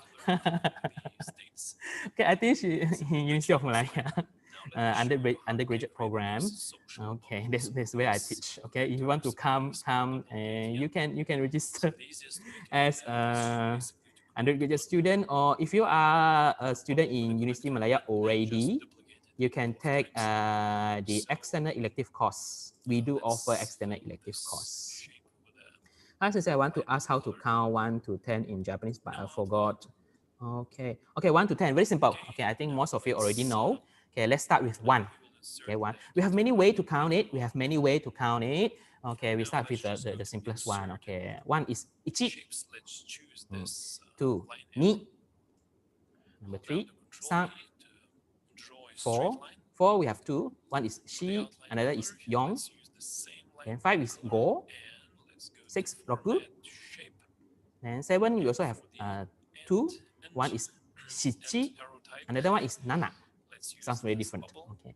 Then 8, hachi. Number 9, q. Then number 10, ju. Okay, one go. 1, 2, 3, 4, 5, 6, 7, 8, 9, 10. 1, 2, 3, 4, 5, 6, 6, 7, 8, 9, 10. Okay. Okay. This is just to count the number. When you want to count things. Okay, let's say one what? Okay, one apple or 2 apples or 3 apples. Okay, a bit different. Okay, and 1. 1、2、3、4、5。 Wow. Oh, yes. Okay. And to count things. Okay. 1、1つ。1つ。2、2つ。2つ。Then 3、3つ。3つ。Then 4、4つ。4つ。You have the pause in between. Okay. Then 5、5つ。5つ。6、6つ。6つ。7、7つ。7つ。8、8つ。8つ。Then 9, a bit long. 9つ。Sounds like coconuts. Okay, not coconuts. 9つ. Then 10 is tall. Tall. Okay. We have so many ways in counting different things. But maybe I can stop here. Okay. We have 5 more minutes. 5 more minutes. Okay, let me look at the chat again. Okay, konnichiwa sensei, can you, okay, sorry. In Mexico, we say bueno, like, is it working? Yeah, thank you. I guess it's from Sandiago-san this name. Kyoshimi teacher and sensei can be used to show respect. Yeah, correct. How about onyomi and kunyomi? Wow, Azam from Malaysia. Okay, onyomi and kunyomi, these are 2 sets of readings for Chinese character. The terms that we use are referring to the 2 sets of readings for Chinese character kanji. Onyomi is the Chinese version. Then kunyomi is a traditional version. Okay, let's say the name of Mount Fuji. Mount Fuji is Fujisan, right? Fujisan. Then the word san actually refers to mountain. But if it's onyomi, but if it's kunyomi, the original pronunciation will be yama. Yama. Let's say the name of the prefecture that I introduced just now when we are looking at the photo, Yamanashi. Yamanashi. Is a mountain, Yama. Is the kunyomi. Then onyomi is san. So this is just an example. Okay. Oh, we have a Nihonjin here. Really? Honto desu ka? Nihon no kata irashaimashou? Inai? Okay, what are the difference between kuruma and jidosha? Okay, one is original Japanese word, kuruma. Then jidosha is the word that the Japanese create based on the Chinese character concept. Jidosha. Both refer to the same thing. Suge Farah-san. Farah-san. Okay, someone answered on my behalf. How to say our age? Okay, our age. I guess most of you are very young, still early of your 20s. Okay, maybe 20 years old. Okay, it's a bit special. 20 years old because it's the year that you turn adult. Yes, hatachi. Hatachi desu. I'm 20 years old. Hatachi desu. Then 21, 21歳です。21歳です。22、22歳です。22歳です。23、23歳です。Below 20s, 19. 19歳です。19歳. And 18, 18歳です. I guess university student, they are 18 and above. Okay, 18歳です. I'm confused how to pronounce word ending in sound. もちろん。Okay, then and for the hiragana character, the last hiragana character, actually the sound changes. Okay, it can be M, can be N, can be NG. Depends on the sound after it. Okay. Like Baskin Robbins pronounced as Satiwan. Oh, okay. About Baskin Robbins, I'm not working for Baskin Robbins thing. Okay, actually, these are two same brand, but they take from two parts of the name. Because if you look at the logo of Baskin Robbins, you can see the number 3 and 1, right? So Japanese use the number to refer to it. Satiwan. Satiwan. That's why not Baskin Robbins, okay, but it's Satiwan. So cute. Okay, for your age, say the number and plus sign. Yes. Okay. Okay. Hasai is 8 years old. 8 years old. Fujisan is Fujisan. Yes. Oh, okay. The Japanese here with us is Akari-chan. Oh, a young girl from Fukuoka. Fukuoka Women University. 福岡女子大学の方ですね。Okay. It's okay. I will study Japan one time. Never mind. I'm 19歳です. Oh, very young. 19歳です. Maybe the youngest. The youngest among you all. 19歳です. 19. Okay, 同じです. Same here. Okay, and how many time we have left? Oh, 1 more minute. Okay, any last question from the floor? Last question. Sensei, I want to ask. Yeah. You say Fuji-san. San is for respect or the meaning is the mountain? Mountain. Mountain? Okay, thank you. Okay. Thank you, everyone. Okay, maybe I can show you the slide that I prepared with Sakura. Okay, just the icon actually. Just move to the next slide. To end the session. Okay. Okay, thank you very much. Oh, okay, this is the last slide. Okay, so I end the session with this phrase. Doko ka de mata aimashou. Doko ka de mata aimashou. You find out the meaning. If you can meet me, you can meet me in the future. Okay, you greet me with this. Okay. No, not greet me with this. Okay, doko ka de mata aimashou. If you meet me in the future, try to introduce yourself using Japanese that we learned today. Thank you, everyone. Thank you for your participation. Arigato, sensei. ありがとうございます。ありがとうございます。ありがとうございました。本当にありがとうございます。ありがとうございます。ありがとうございます。はい。ありがとう、先生。はい。またね。はい。おまた会いましょう。お疲れ様でした。ありがとう、先生。はい。ありがとう、先生。 All right. Thank you, Dr. Wu, for the wonderful input. That was really informative and compelling for everyone here, I believe, which I think deserve a round of applause. So everyone, give it up to Dr. Wu. Oh, also, there is a brief reminder for all of you. Please do not forget to fill in the survey form through the link that has been provided in the chat box, as it will be counted as your attendance. Please do take note that the survey form will be closed at 6:15 p.m. I hope through this session, we are able to encourage you to sharpen your Japanese skills more from now on. Before this session is dismissed, I would like to remind you the tentative for tomorrow's Speak the Language session, which is the Mandarin class. I would like to inform everyone too that we also have several competitions such as the UMI Week Shorties, iWeek Stories, and testimonial video that all of you can participate to win cash prizes. So we really look forward for more participation from all of you. With that said, let's again give ourselves a round of applause for another great day and hard work. That is all for me. MC Nurul will be signing off for now. Goodbye, everyone. Oskare sama deshita.